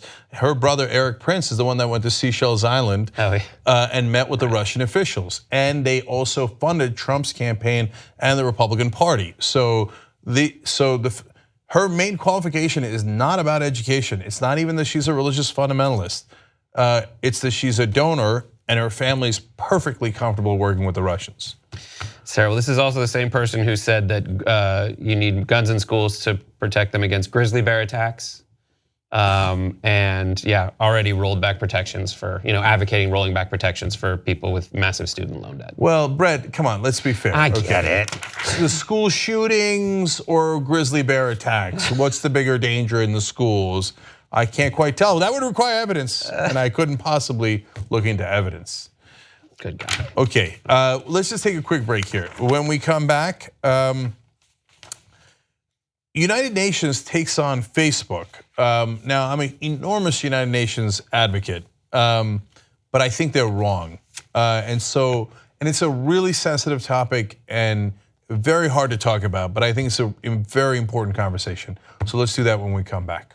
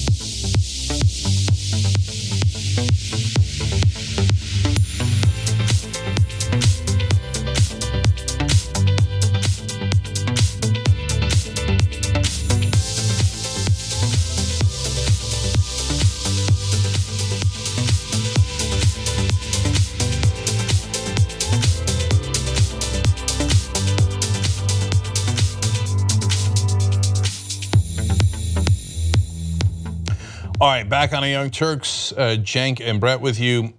Corey Kroll writes in on Twitter using hashtag TYT Live. I'm not sure who said it, but someone charged Betsy DeVos with defensive smiling. That's good, that's exactly right. Tara McSorley says, Cenk, why are you giving Betsy DeVos advice? What is this, Con 101? Love you, man, but shh. When I was talking about how she could just quote the Arizona numbers. It's not that hard, right? All right, members of the day are Roman Mako. How is that for an awesome name? That is better than mine. And Elizabeth Johnson. Okay, how is that for an American name? Okay, or a British name. So Roman Mako and Elizabeth Johnson are members of the day. Yesterday we had a post game where Anna challenged me to a comedy off. Where she does stand up and then I do stand up and the audience judges who won. We might do that for members. Well, certainly we talked about it for members, so check that out at tytnetwork.com/join. Tonight, Ben Mankiewicz is on Old School. Ben and I are gonna go old school. It's gonna be great. And I just got early results for our poll on the dumbest thing Donald Trump has done in the last 24 hours. It's a great poll. And I am not going to share them with you. They are surprising though. I was like, really? Huh, interesting, okay? So, but the good news for you is if you go to tytnetwork.com/dumbass and you vote, it tells you the results. Okay, so check that out. All right, fun for everybody. Now, I got the next story for you guys. United Nations investigators are calling out Facebook for what is happening in Myanmar. So the Rohingya are being massacred, unfortunately, at a tremendous rate. First of all, more than 688,000 Rohingya refugees have already fled Myanmar to go to Bangladesh. So it is an absolutely epic catastrophe there, and not a lot of help from the rest of the world. Certainly, the American government is nearly non-existent in our concern about that issue. A lot of evidence that people are being butchered, massacred, institutionalized rape in the country. Now, it happens to be Buddhists in this case who are driving out the Muslim minority. It's almost as if it has to do with socioeconomic, geographic, and political issues rather than race or religion. Okay, but we've talked about that in the past. We're a rare show that actually covers this issue a lot. But and I'm an enormous advocate of the United Nations overall and the UN Human Rights Council. But here, when investigator Yang Healy, I should say, everything is done through Facebook in Myanmar, and I'm afraid that Facebook has now turned into a beast and not what is originally intended. I happen to think that that's unfair, and so I'm overwhelmingly concerned about what's happening there. But blaming Facebook is like blaming radio for the Rwandan genocide. In that case, the people who did the genocide organized over the radio, and they would tell people, okay, here's where the Tutsis are, and you should attack them, and they're the worst, etc. Back in the day in Germany, they did propaganda in other forms of media. It reminds me of when everybody panicked over the Craigslist killer. Like, well, in the old days, he would have just gone through the Yellow Pages, but nobody ever called him the Yellow Pages killer. So I get it, I understand the concern, but when they tell Facebook that you have to cut down on hate speech, and boy, I mean, I can't tell you how much I want these massacres and what is now being called a genocide to end, and we've spoken forcefully about it over and over again. And shutting down particular pages, okay, but blaming Facebook, and I'm not sure it's okay. If it's saying go murder people, it's definitely okay. That is not acceptable, right? But when you start getting into political points of view, I think it gets into really hard territory, and you're blaming Facebook for being in media outlet. But it is what it is. They're gonna organize. Facebook You're just blaming them for being popular in a sense. So I don't want them shutting down unpopular opinions, although in Myanmar, unfortunately, it's not an unpopular opinion. And I don't know how you deal with the government in that context. It's just a matter for me of, does Facebook first have standards that are smart and right and protect the kind of free speech that you're talking about, while not just creating a legalized way for people to do illegal things, not good or bad things, but like illegal things that we agree are wrong to do. And then secondly, are they enforcing it properly? That's where I come down on it. I am all for, I always come down with ACLU and stuff like this, where it's just like, listen, there's people I don't agree with and there's terrible things. That said, legally there is hate speech in America, which is different from, if you have certain kinds of hate speech, it gets into illegal territory when it's, I think, threatening, incipient violence or something like that. Then, and it's a specific threat of violence. In that sense, it becomes illegal, and only in that sense would I police certain kinds of speech. That's one thing. But if it's like a group is taking advantage of a certain form of media, you're right. That's a timeless, a historically standard way that people mobilize their own political movements, and sometimes they turn violent, sometimes they don't. I do second that concern that we need to maintain those utilities open so that the good side can use them as well. Yeah, so look, there are some bright lines that are relatively straightforward and easy. Incitement to specific violence, you can't do that. So Facebook shutting that down makes perfect sense. Go kill Bob. Bob's the wrong religion, the wrong race, or we just don't like Bob. You can't have that on Facebook. Everybody knows that. Facebook knows that. They shut that down, right? But the rest of it gets really hard, and for all of these social media outlets. Look, and I'll be upfront with you guys. You guys know Facebook's a partner of ours, but that's not why I'm saying this. I'm telling you that all of these social media platforms have a nearly impossible job. So okay, illegal, that's a bright line. Maybe in America that's a bright line and that's easy, but when the Chinese government says it is illegal to speak out against the Chinese government in any way, shape, or form, shut down all political dissidents, not so easy, right? In the case of Myanmar, it might not be illegal because the government is backing the massacres. Right. So that's also not easy. Now the last part, and the core of this, which is shutting down hate speech. I don't want Facebook or any of these platforms to be in that business. Now, I'm a progressive, so I'm massively against hate speech. It's easy, super easy for me to say shut down hate speech. That benefits me and it doesn't benefit other people. But where do you draw the line? So the Buddhists in Myanmar that are fundamentalists and that are doing these specific attacks, obviously not all Buddhists in Myanmar and obviously not all Buddhists across the world. We're not idiot right-wingers, we don't make generalizations like that. But the particular fundamentalists that are doing this in Myanmar, what do they say? They say Muslims are the problem. What do right-wingers in this country say? Muslims are the problem, including our president. What are we gonna do, ban our president from Facebook? He said we should ban all Muslims from the country until we figure out what the hell is going on and what's happening in Rohingya. They're literally throwing out the Muslims from the country as they, I guess, figure out what's going on, and while they continue to murder them. Right. These are the questions of Facebook. First of all, if you're living in a place like Myanmar, it doesn't have the same kind of infrastructure and alternative media distribution mechanisms that you have elsewhere in the world. This is a dynamic that is everywhere. Where there is limited infrastructure, certain things that you would take for granted or discredit or whatever suddenly become very important. I did studies on, like, in Alabama, it's a non-collective bargaining state. They shouldn't have unions, but throughout the early 2000s, all the way up through the early 2000s, the teachers union was like the strongest means of political organization in the state. Shouldn't have been on paper, but they had very little other infrastructure politically, and they had teachers everywhere. So this is the means by which people rally around a cause. And then in Facebook, it seems like in Myanmar, that's the only thing. And then, things like the media, the radio, you said the radio. You relied on the radio and fireside chats from the president and one of the few, radio broadcasts to give you the truth. It has always been difficult when you can't really rely on the truth to come from the radio. And when people are relying on the truth to come from Facebook, which is their only means of social media, then I would shift around some of my priorities while still focusing on maintaining freedom of speech, but making sure that there are certain lines that are drawn so that it doesn't get taken advantage of. But I can't say that just because someone said something mean on Facebook, that's what translated to the violence. It was the violence that I should focus. Yeah, and lastly on it, guys, if Facebook in that sense, especially in that particular country, has gotten so popular that they're basically a mirror to humanity.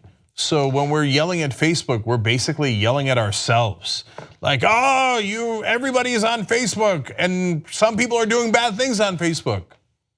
Yeah, that's kind of how humanity works.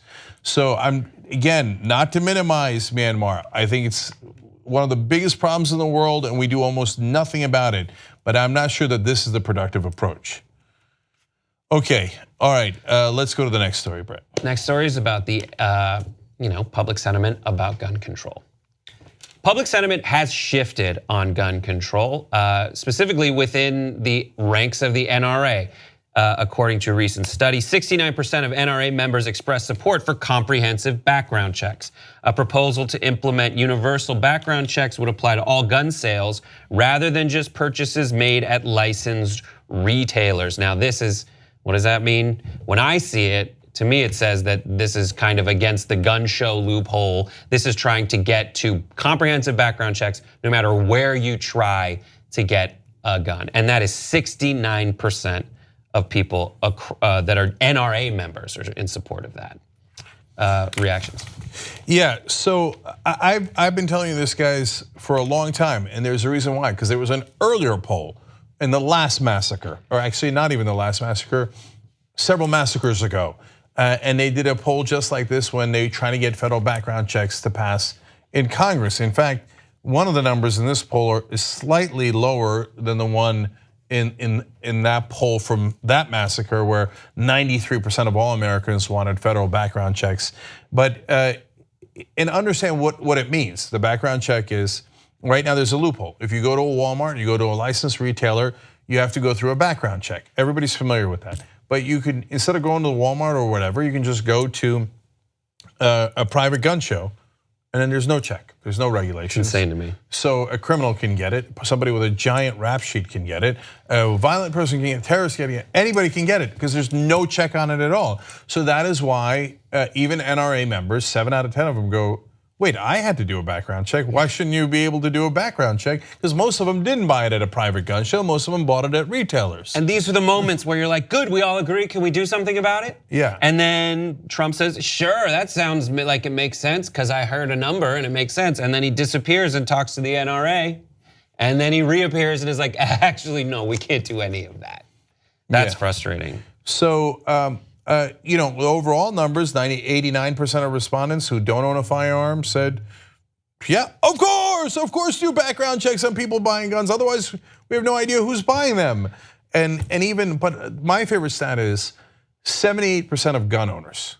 Right. 78 of gun owners. If you can't pass a bill to do federal background checks on guns, when 78% of gun owners say, for God's sake, do it, that means we don't live in a democracy. Because theoretically, the reason they're not doing it is to protect the gun owners and their rights. But the gun owners say, no, I want you to do the background check. There's only one set of people in the country who don't want the background check. Those are the people who sell guns. Right. So we're at their mercy, no matter how many people agree. The Second Amendment is itself qualified. It says the well-regulated militia. This doesn't even consider the militia thing. It's just like have any regulations, check someone's background. That's totally like regulated is in the amendment. It's frustrating. Among those who don't own guns, 79% support a firearms purchase database. Among only half gun owners back such a proposal. The level of support drops to 31% among NRA members, which I was surprised it was that high, that NRA members, a third of them are fine with a database. I saw the Washington Post had an article where they said that this level of like 69, 67% support for stricter gun control regulation, it hasn't been at that level since 1993. And you know what happened in 1994? the assault weapons ban. Something that was in effect for a decade. I keep saying it on this show, it was in effect for a decade. Ronald Reagan felt the need to write in to Congress at the time and say that he supported it. Get the assault weapons ban in place. Let's get another one back on the books. Yeah, you can't do it until you get money out of politics. wolf-pack.com/go, okay? Go and volunteer for Wolfpack, donate to Wolfpack, do whatever you can to get money out of politics, because the gun manufacturers just bought all of our politicians, and they don't give a damn what we think, and they don't even give a damn what NRA members think. NRA members, what do you guys, are you guys the one cutting the checks? No, the weapons manufacturers cut the checks. You know, I mean, I don't even want to put thoughts in their heads, but I just realized, look, the other weapons manufacturers that cut the checks and that we listen to nonstop, or politicians do, is defense contractors. We're helping the Saudis bomb the living crap out of Yemen. I mean, you want to talk about massacres and civilian deaths on top of deaths, but they're in Yemen, so we don't care. But now the guns are here, we're killing our own kids, and we still don't, or our politicians still don't care. Then I thought, wait till the defense contractors think, why not start bigger weapons here? Like, there's no check, nobody's at home, there's no cops. You know what happens when there's no cops? The robbers go wild. So here we are. I hate it. With the other things like the loopholes, the federal background check loophole, if it's a 3-day whatever, if it takes longer than that, they just give you the gun. And that's how Dylan Roof got a gun. It's frustrating. Just follow through on the promises you made already. We'll start there. Okay, what's next? All right, next. Prince Philip is worth more than the Queen. That's at least on the show The Crown on Netflix. It was reported, executives at Left Bank Pictures, the production company behind The Crown, revealed that Matt Smith, the actor who plays Prince Philip on the show, earned more than Clara Foy, who plays the Queen on the Netflix series. This was brought to people's attention.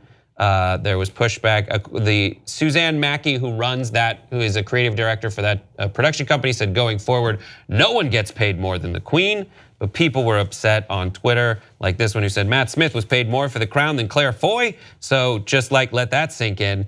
And The Crown is amazing, high quality TV, but every fan knows Claire Foy, the standout performer that made it shine, was a standout performer that made it shine. Her portrayal as the young Queen Elizabeth is a very top tour de force acting performance. No one should have been paid more than her.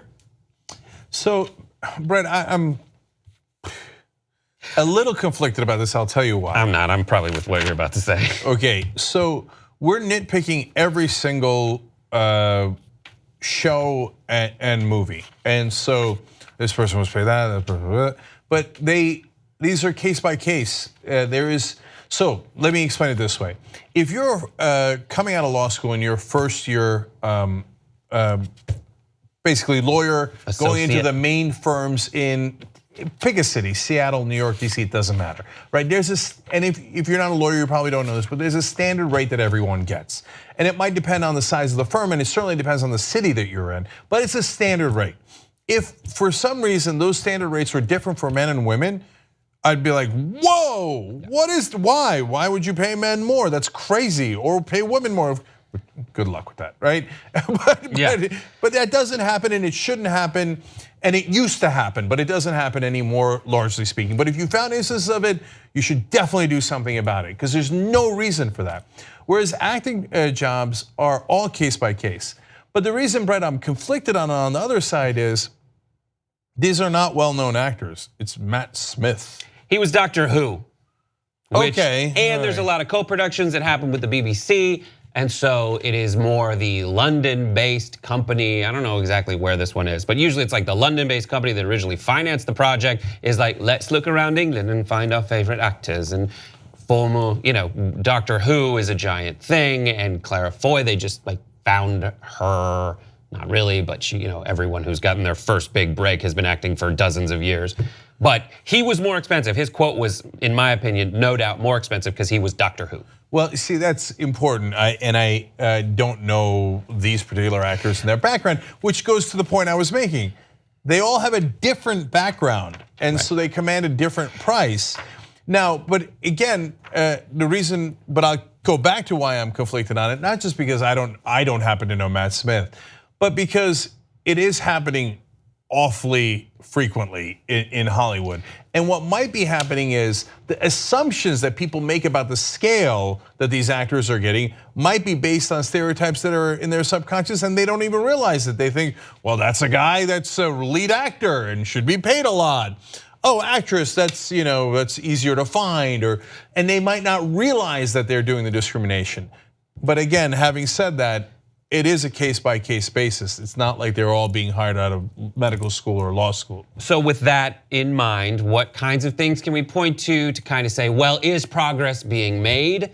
You saw at the end of Frances McDormand's acceptance speech, she did the whole thing about the inclusion rider. There have been folks out there in Hollywood who have stepped forward. The inclusion rider dies, and they are Brie Larson stepped forward. She's going to be Captain Marvel. Matt Damon and Ben Affleck, who have been touch and go with women's issues in terms of how they're perceived in the spotlight. Feige, the guy who directed Ghostbusters, and Michael B. Jordan, who is everyone's favorite right now. And Ashley Judd called out her own agency. She said, I would like for this agency that represents her, the talent agency, that represents me to be 50-50 male, female, including all ethnicities, races, and sexual orientations. And the 50-50 needs to be included in all decision-making levels. She's taking no prisoners, which means they would have to add 2 females at the top of her agency. So she's like, all right, here's my inclusion rider at my agency. And it's the same agency that I'm pretty sure was the same agency that represented that did the deal for All the Money in the World, that got money for Mark Wahlberg and not for Michelle Williams. So I think that we're being consistent here, and I think it is a nuanced issue that we presented in that way and showed you both sides of it. Now, if you're on the side of no, this is not a real issue, and how dare they do this? Well, wait a minute now. The right wing is totally in favor of capitalism, right?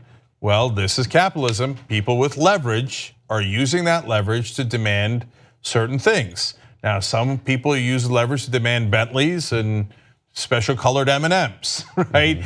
And these folks are demanding diversity. Well, capitalism, it's a bitch. Here's just as we're talking about Netflix, the CEO of Netflix, Reed Hastings, was asked about his inclusion rider issues. And he said, we're not so big on doing everything through agreements.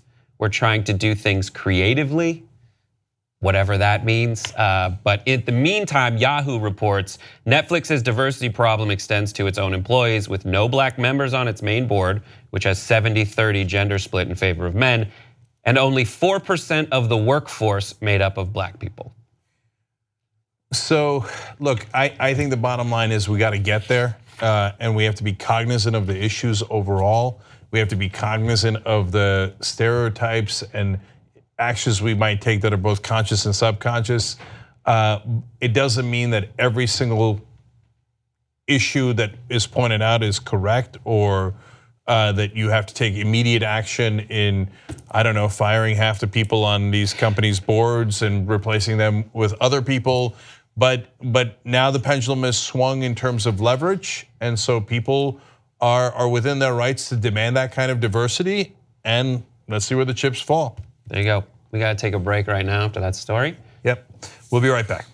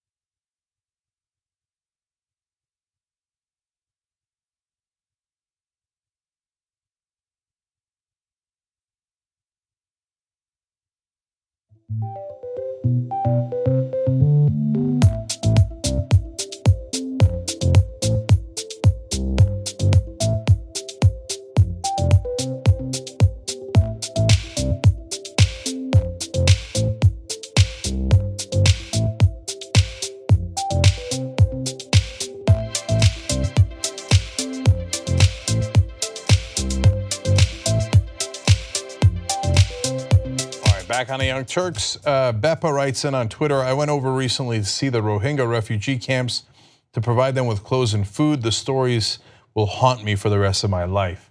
So those are the best people on earth that go to help in these refugee camps. And now I'm going to go to YouTube Super Chat. A lot of you are now starting to use that, which I love. It also helps the show. Thank you guys. John Powell with an excellent point. Cops kill many innocent people. Imagine teachers. So Jonathan Solomon says the Second Amendment was to let the southern states keep their slavery enforcement squads. Clear as day in the Madison Papers. Time for repeal so we can join the rest of the developed world. Yeah, they were.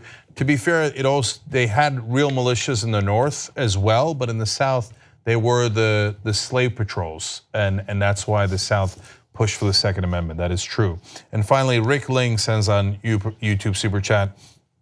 Reports Bolton to be named National Security Advisor, Pruitt to be acting Attorney General, Rick Perry to VA Department, Kelly replaced by Mulvaney, Ray Washburn to Energy. I've seen half those reports as well. Now it's just a person writing in here, so take it with a grain of salt, and there are a lot of rumors floating around. But if John Bolton's our National Security Advisor, brace for impact. We're going to war, and lots of war. So that's as bad a pick as you could possibly imagine. Okay, Brett, what's the last story? The last story is there is a candidate for state legislature in Maine who is apologizing for calling one of the survivors of the shooting at Stoneman Douglas High School a skinhead lesbian. The name of the candidate is Leslie Gibson. And this was a tweet that has since been taken down, but originally it was, there is nothing about the skinhead lesbian that impresses me, and there is nothing that she has to say. And then further, he said, Leslie Gibson claimed, according to the Huffington Post, Gonzalez should not be called a survivor because she was, quote, in a completely different part of the school during the shooting. Okay. And not just her, he also went after David Hogg, another student, and he said Hogg doesn't get a pass when he blatantly lies. The thing he was lying about is saying that there are political figures who are owned by the NRA. The apology. That's a lie. That's hilarious. It's absolutely bearing out across the country right now. The apology says, I would like to extend to you my most sincere apology for how I addressed you. It was wrong and unacceptable. You are doing work that is important to you. I would like to extend my hand in friendship and understanding to you. A bit of a 180. So, a couple of notes here. First, the full quote that originally got him in trouble was, there's nothing about the skinhead lesbian that impresses me, and there's nothing that she has to say unless you are frothing at the mouth moonbat, okay? Now, look, Gibson and any other conservatives are allowed to disagree with Emma Gonzalez and the survivors.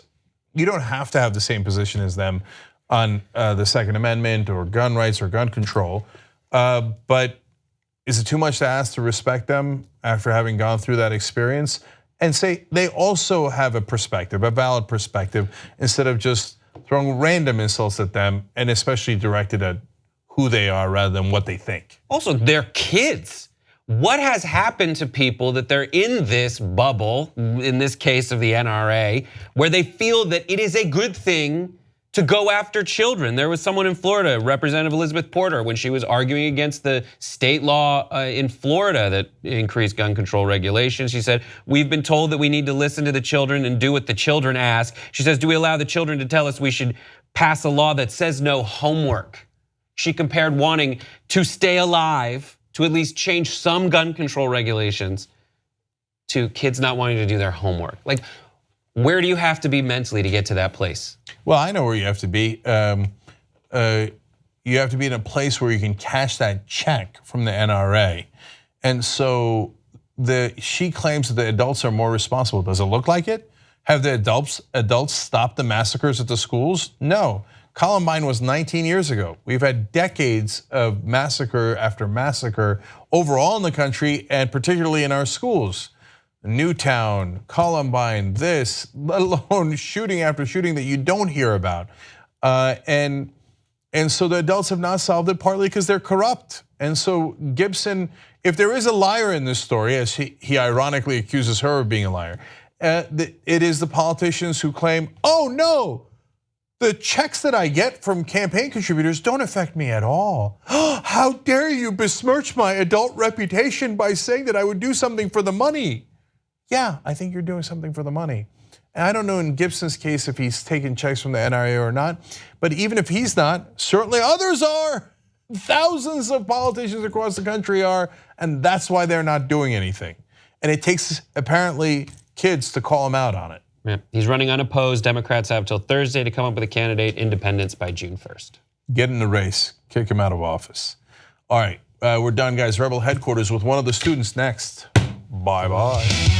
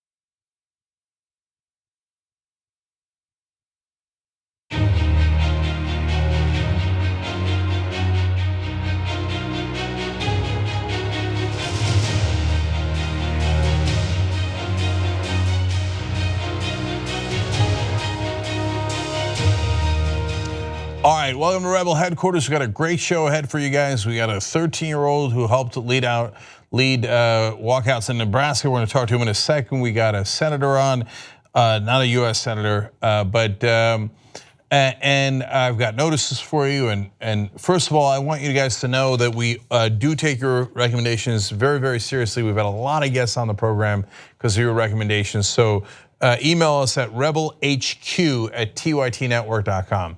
rebelhq@tytnetwork.com to send in your suggestions. Okay, so tomorrow, that's Thursday, March 15th, Allison Hartson is going to do an AMA Reddit. She is running for Senate in California. She's a progressive candidate.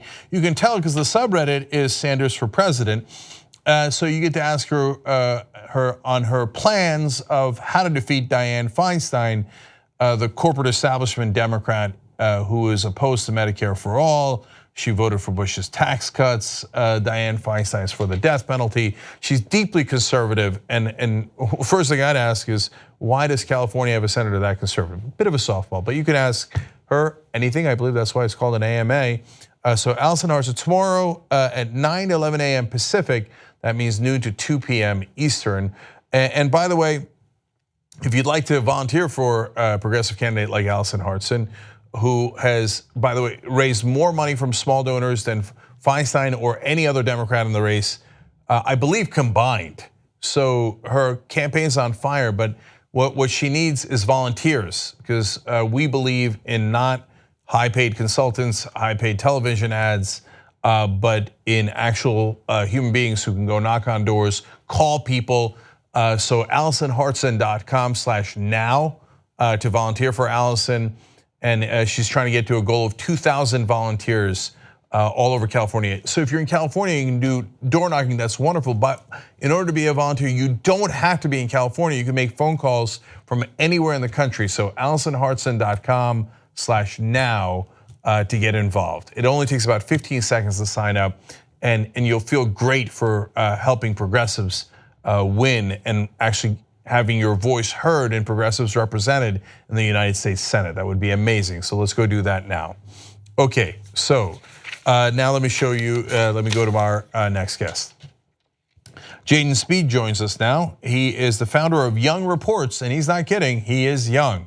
And he's got a fascinating story to tell us. He also participated in the walkouts today on the issue of gun control. Jaden, welcome to Rebel Headquarters. Thanks for having me. Jaden, you got an interesting story about how you came to be a progressive. I want to get to that. I want to talk about what Young Reports does. But first, how old are you? I'm 13 years old. 13, wonderful. And where exactly do you live? I live in Nahaka, Nebraska. Okay, not a hotbed of progressivism from what I take. No, not at all. No, not at all. Okay, so did you participate in the walkouts today? Yes, I did. Now I imagine that it's harder to get a lot of folks to participate in the middle of small town Nebraska. Is that true? Yes. So how'd it go today? We went throughout every single class trying to bring as many people out as possible. At the end of it, we had about 40 kids and about 3 teachers come and join us. You had 40 kids in the middle of Nebraska in your school. Yeah. That's not bad. That's pretty good. Did you organize that protest? I worked with my school administration and we organized a peaceful demonstration we could have at the building. All right, that's wonderful. And what motivated you to do that? Well, you look at the events in Parkland and Columbine and Sandy Hook, and you see how many students' lives are at risk. And our lives are at risk too, and we must do everything we can to convince our representatives and to convince the adults to stop arguing, to stop taking NRA money, and to stand up for our lives. So Jaden, were you always a progressive or did you grow up conservative? I grew up in what you call establishment Democrat household. We were Democratic, but we were more Hillary Clinton, Joe Biden type of Democrat. Okay, that's interesting. So what did that mean for your political positions? Did they lean conservative, lean progressive? I'd say I lean conservative. Okay, so I mean, you're only 13, so it's amazing that you have political positions, let alone the fact that you've changed them. But have you changed any of those positions? I have. From watching TYT over the past year and a half, you've shown me that progressive is the right way to go. With the corporate Democrats and the corporate Republicans, they will continue to take the money, and they don't actually care about the issues we care about. Okay, well, gratifying to hear that we've had some effect. And do you remember if there was a moment where you thought, wait a minute, I'm not sure that what I've been told is quite the right track? I'd say I found a TYT clip on YouTube one day, and as soon as I watched that clip, I realized some of the things that our corporate Democrats and the corporate Republicans have told us are not fact.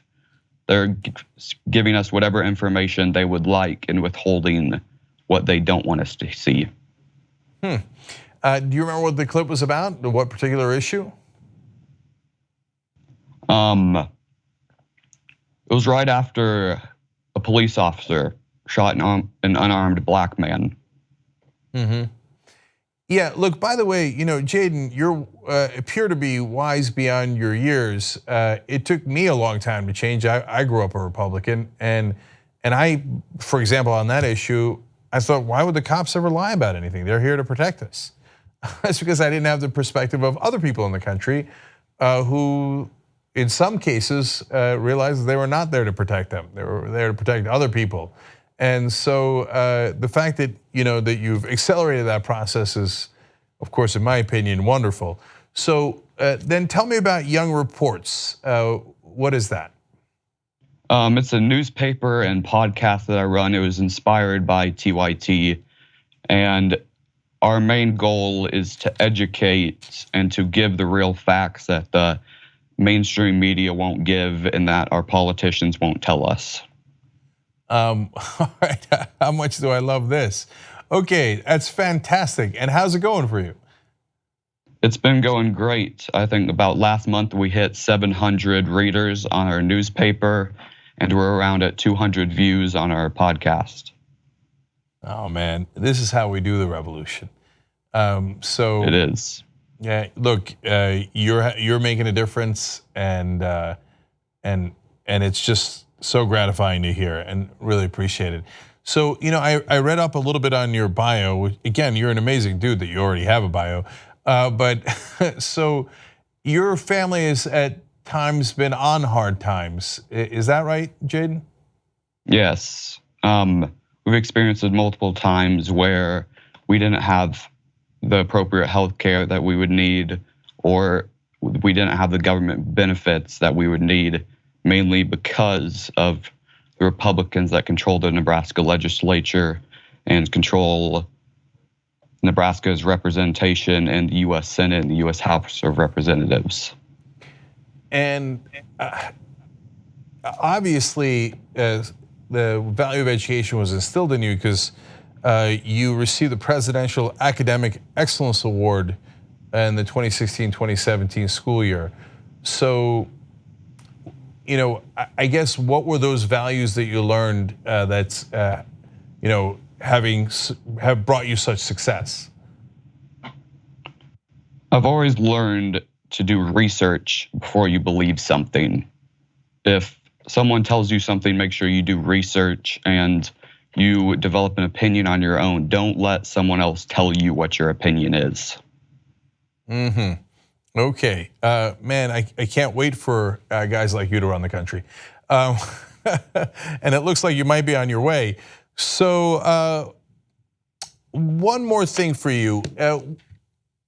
I know you're really young, but what's your ambition going forward? If things work out well, what would you do? My plans are to run for the US Senate around the year 2030, and then 2040 is the year I can legally run for president of the United States. You never know, brother. You never know. I mean, look, you don't. I'm not even sure you look 30. You don't act 30. You don't, present that way. You appear to be incredibly mature. So if you're making those plans and given what you've already accomplished, I'm not the one to doubt you. So I think I could proudly say, Jaden Speed, you heard him here first on the Young Turks Network, but it won't be the last time. Thank you for joining us. Thank you for having me. All right. So when we come back, we're going to go to a current political figure, Senator Howie Morales. He is in New Mexico and he's running for lieutenant governor. He's got an interesting story as well. We'll come right back with that.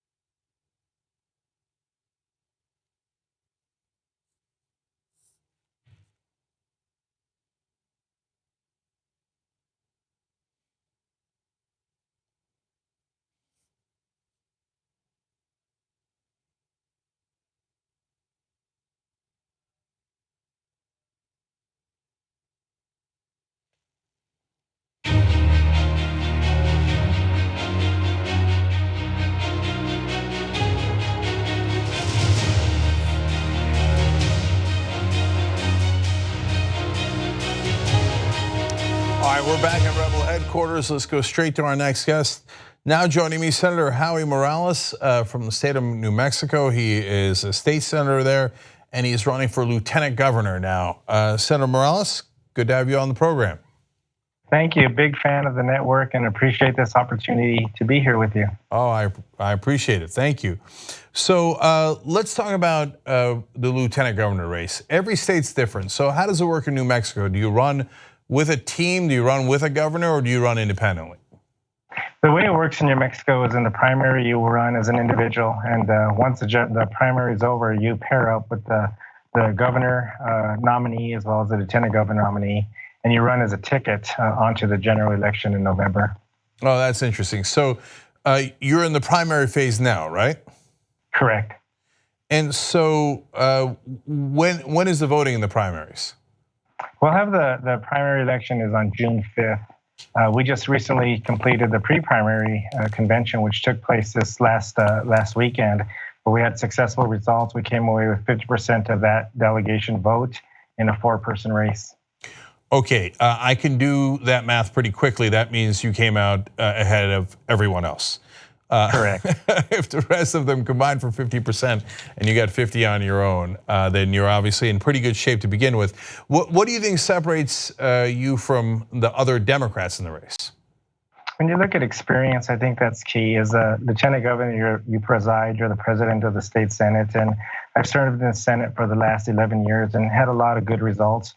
But it's been my work that's been taking place over those years, and it's in education, which is my profession, as well as healthcare, looking at issues that are important to people across the state, like net neutrality, and making sure that we have progressive values that are important to our environment and to the people that I represent.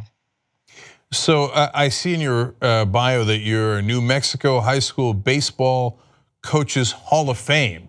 That's pretty badass. That was pretty cool. You know, I had during the time when I was an educator, I loved to connect with students, and it was an opportunity to use sports as a vehicle to furthering their life and their goals. And so we had wonderful years there, but the same strategy takes place as well on the Senate floor, and that's teamwork, the ability to connect and to help people connect to something that they believe in. And fortunately, I've had success during my time in the Senate to do so. So yeah, why make the switch from educator to running for office? When I came in and saw changes that were taking place with No Child Left Behind, I felt that I needed to equip myself with the knowledge and the credentials to take on the fights that were coming in with over-testing, and so much of our education dollars going to the corporate side of education and those companies. And I went on and earned a PhD, and little did I know that in 2011 I'd be face-to-face with the governor and the secretary of education who were carrying on the policies of Jeb Bush and the failed Florida models. So New Mexico currently has a Republican governor and lieutenant governor. Why? New Mexico has voted for Democrats at the national level for some time now. What happened there to bring Republicans in charge? Oh, I think that when you had an outgoing governor who'd been here for 8 years, and you had a new governor coming in with the message that there was going to be change, and unfortunately, many people believed it. But what has taken place over the last 8 years, it's been a long 8 years, and New Mexico currently is 50th in child well-being, 50th in education. Our unemployment rate is way at the bottom, and so those are things that are concerns to me, and that's why I continue to fight to make sure we can go a different direction with the new opportunity for leadership that's going to move us way away from the bottom of the list that we currently see ourselves in. I can do the math on this one too. 50 out of 50 is not a good place to be. That appears to be last. So and I'm actually surprised it's New Mexico. There's some really poor states down in the South that usually are near the bottom in education and some of those categories that you mentioned. You're for a Department of Early Learning. What does that mean? Yeah, currently we have our early learning initiatives, early childhood education opportunities are spread out over 4 agencies. And when you look and see what those agencies are responsibility, they lose the fact of what it means to have that early education opportunity. And so this will just consolidate all those 4 departments into one department, and to utilize those dollars and maximize the leveraging power for that. We have a Department of Public Education. We have a higher education department. What we don't have is the most critical learning stages of a child's life, and that's that early learning department. Okay, I like to learn in these interviews. So you talk here about an auto theft epidemic in New Mexico. I didn't know you guys had that epidemic. What's going on? Why is everybody stealing cars in New Mexico? I think it's a chain reaction of a lot of things that took place. In 2013, under this governor, there was a breakdown of our behavioral health system, but basically obliterated our behavioral health opportunities for individuals to get the care that they needed. I think that that's transpired to the crime rate that we have in our state. And one of those, Albuquerque, for example, being number 1 in auto theft. And this is something that's being experienced all across the state. I did legislation. It was bipartisan support that we had that would help curb some of that auto theft that were taking place. But this is just a symptom of the many issues that we deal with when we talk about poverty and we talk about other issues like substance abuse, issues like homelessness and suicide. All these are connected, I believe, to that breakdown of our behavioral health system. And it's going to take some strong leadership with experience to help move forward and to change the direction of our state. I think Walter White had something to do with it, but that's my theory. So in all seriousness, though, Governor Martinez has cut down on mental health organizations across the state. What was her justification for doing that, and why do you think she actually did it? We had a governor who was a prosecutor, and so they wanted to prosecute fraud, waste, and abuse and make it believe that they were going to go after it and save the state. In reality, those providers were found to be innocent, but what was the impact is that we lost our behavioral health system. They brought in some providers from Arizona who were going to take over the load. They didn't last longer than a year and left us as New Mexicans dealing with crime rate, dealing with the issues that I spoke of a little while ago. Yeah, it's almost as if slashing and burning the government, whose job is to protect the citizens, is not a good idea if you'd like to protect the citizens. One other thing that I'd like to learn, and I hope the viewers learn from as well, is that you want to, speaking of protection, you want to protect the Gila River, which to make sure that it's the last free-flowing river in the United States. I'm not even sure I know what that means. What does it mean that it's the last free-flowing river in the US? So that's in my backyard where I serve in my Senate district. We have the Gila River, which is part of the Gila National Forest. There's efforts that are being made to divert that and to dam that river up. And unfortunately, the plans that have come forward would be nearly $1 billion to try to make that happen. There's other better taxpayer use of dollars to help with conservation projects to assist us with the water needs in New Mexico. And we know how important that water is. This is just an attempt to make sure that we can keep those taxpayer dollars being used as wise as possible. Water is life. You got to protect the water. Although the Republicans not very fond of protecting water, so I can't believe water has become an issue. But it is. It's an issue in North Dakota. It's an issue in Michigan, obviously. It's an issue in New Mexico. We've gotten to the point where our politicians won't even protect the water that we drink and the water that we use for all of the basic needs that we have in society. I want to put up the links here real quick for Senator Morales if you want to get involved in his race. Morales for NM, obviously New Mexico, 2018.com. You got the donation and the volunteer link. They're all in the description box below or in the comment section on Facebook. So one more thing, Senator Morales. If you're lieutenant governor, what's the one policy position that you would most push for? I'm going to continue to work towards education. It's the reason why I'm here. Coming from a family that knew what it was like to have to pay with food stamps and wait in line for government cheese and milk, it was education that gave me the opportunity to go on and receive a PhD and ultimately be in the position that I'm in. Our education system is struggling, and our educators across the state of New Mexico have been suffering. I want to make sure that we can change direction first and foremost on building for the future. All right, help Senator Morales hit a home run in New Mexico. Okay, thank you so much for joining us at Rebel Headquarters. Really appreciate it. Thank you. All right, we are basically out of time here. We got the Hearts and Graphics. So let's check in on it. Volunteers, AllisonHartson.com/now. We're at 1,168. We got to get to 2,000 volunteers. And we got to get out there and make some calls and let people know. Look, Dianne Feinstein has $10 million. Almost none of it from small donors. She's got it from defense contractors, from pharmaceutical companies, health insurance companies, and the list goes on and on. Allison Harson's actually raised a good amount of money, but you know that a progressive candidate that's uncorrupted is not going to be able to compete in the money race, and that's not how you're going to win. You're going to win with volunteers. You certainly need money to be able to run the race and hire staffers. So if you want to help on that front, by all means, justdemocrats.com/Allison. But also make sure that you go and volunteer, and you can do it anywhere in the country and start making calls. Let's shock the world with our volunteer army defeating Dianne Feinstein's lobbyists. By the way, the filing deadline is closed, and there's no big name Democrats, no big name Republicans challenging Feinstein. So Allison making the runoff is incredibly possible. Very, very doable, but we need the volunteers to do it. One more time, AllisonHarston.com/now to get involved. Okay, when we come back for the members, we got the post game for you guys. Brett's gonna join me again, and then Ben and I will do Old School tonight at 6:15 Pacific, 9:15 Eastern, and the members will be able to watch that live as well. TYTnetwork.com/join to become a member. All right, we'll see you guys there.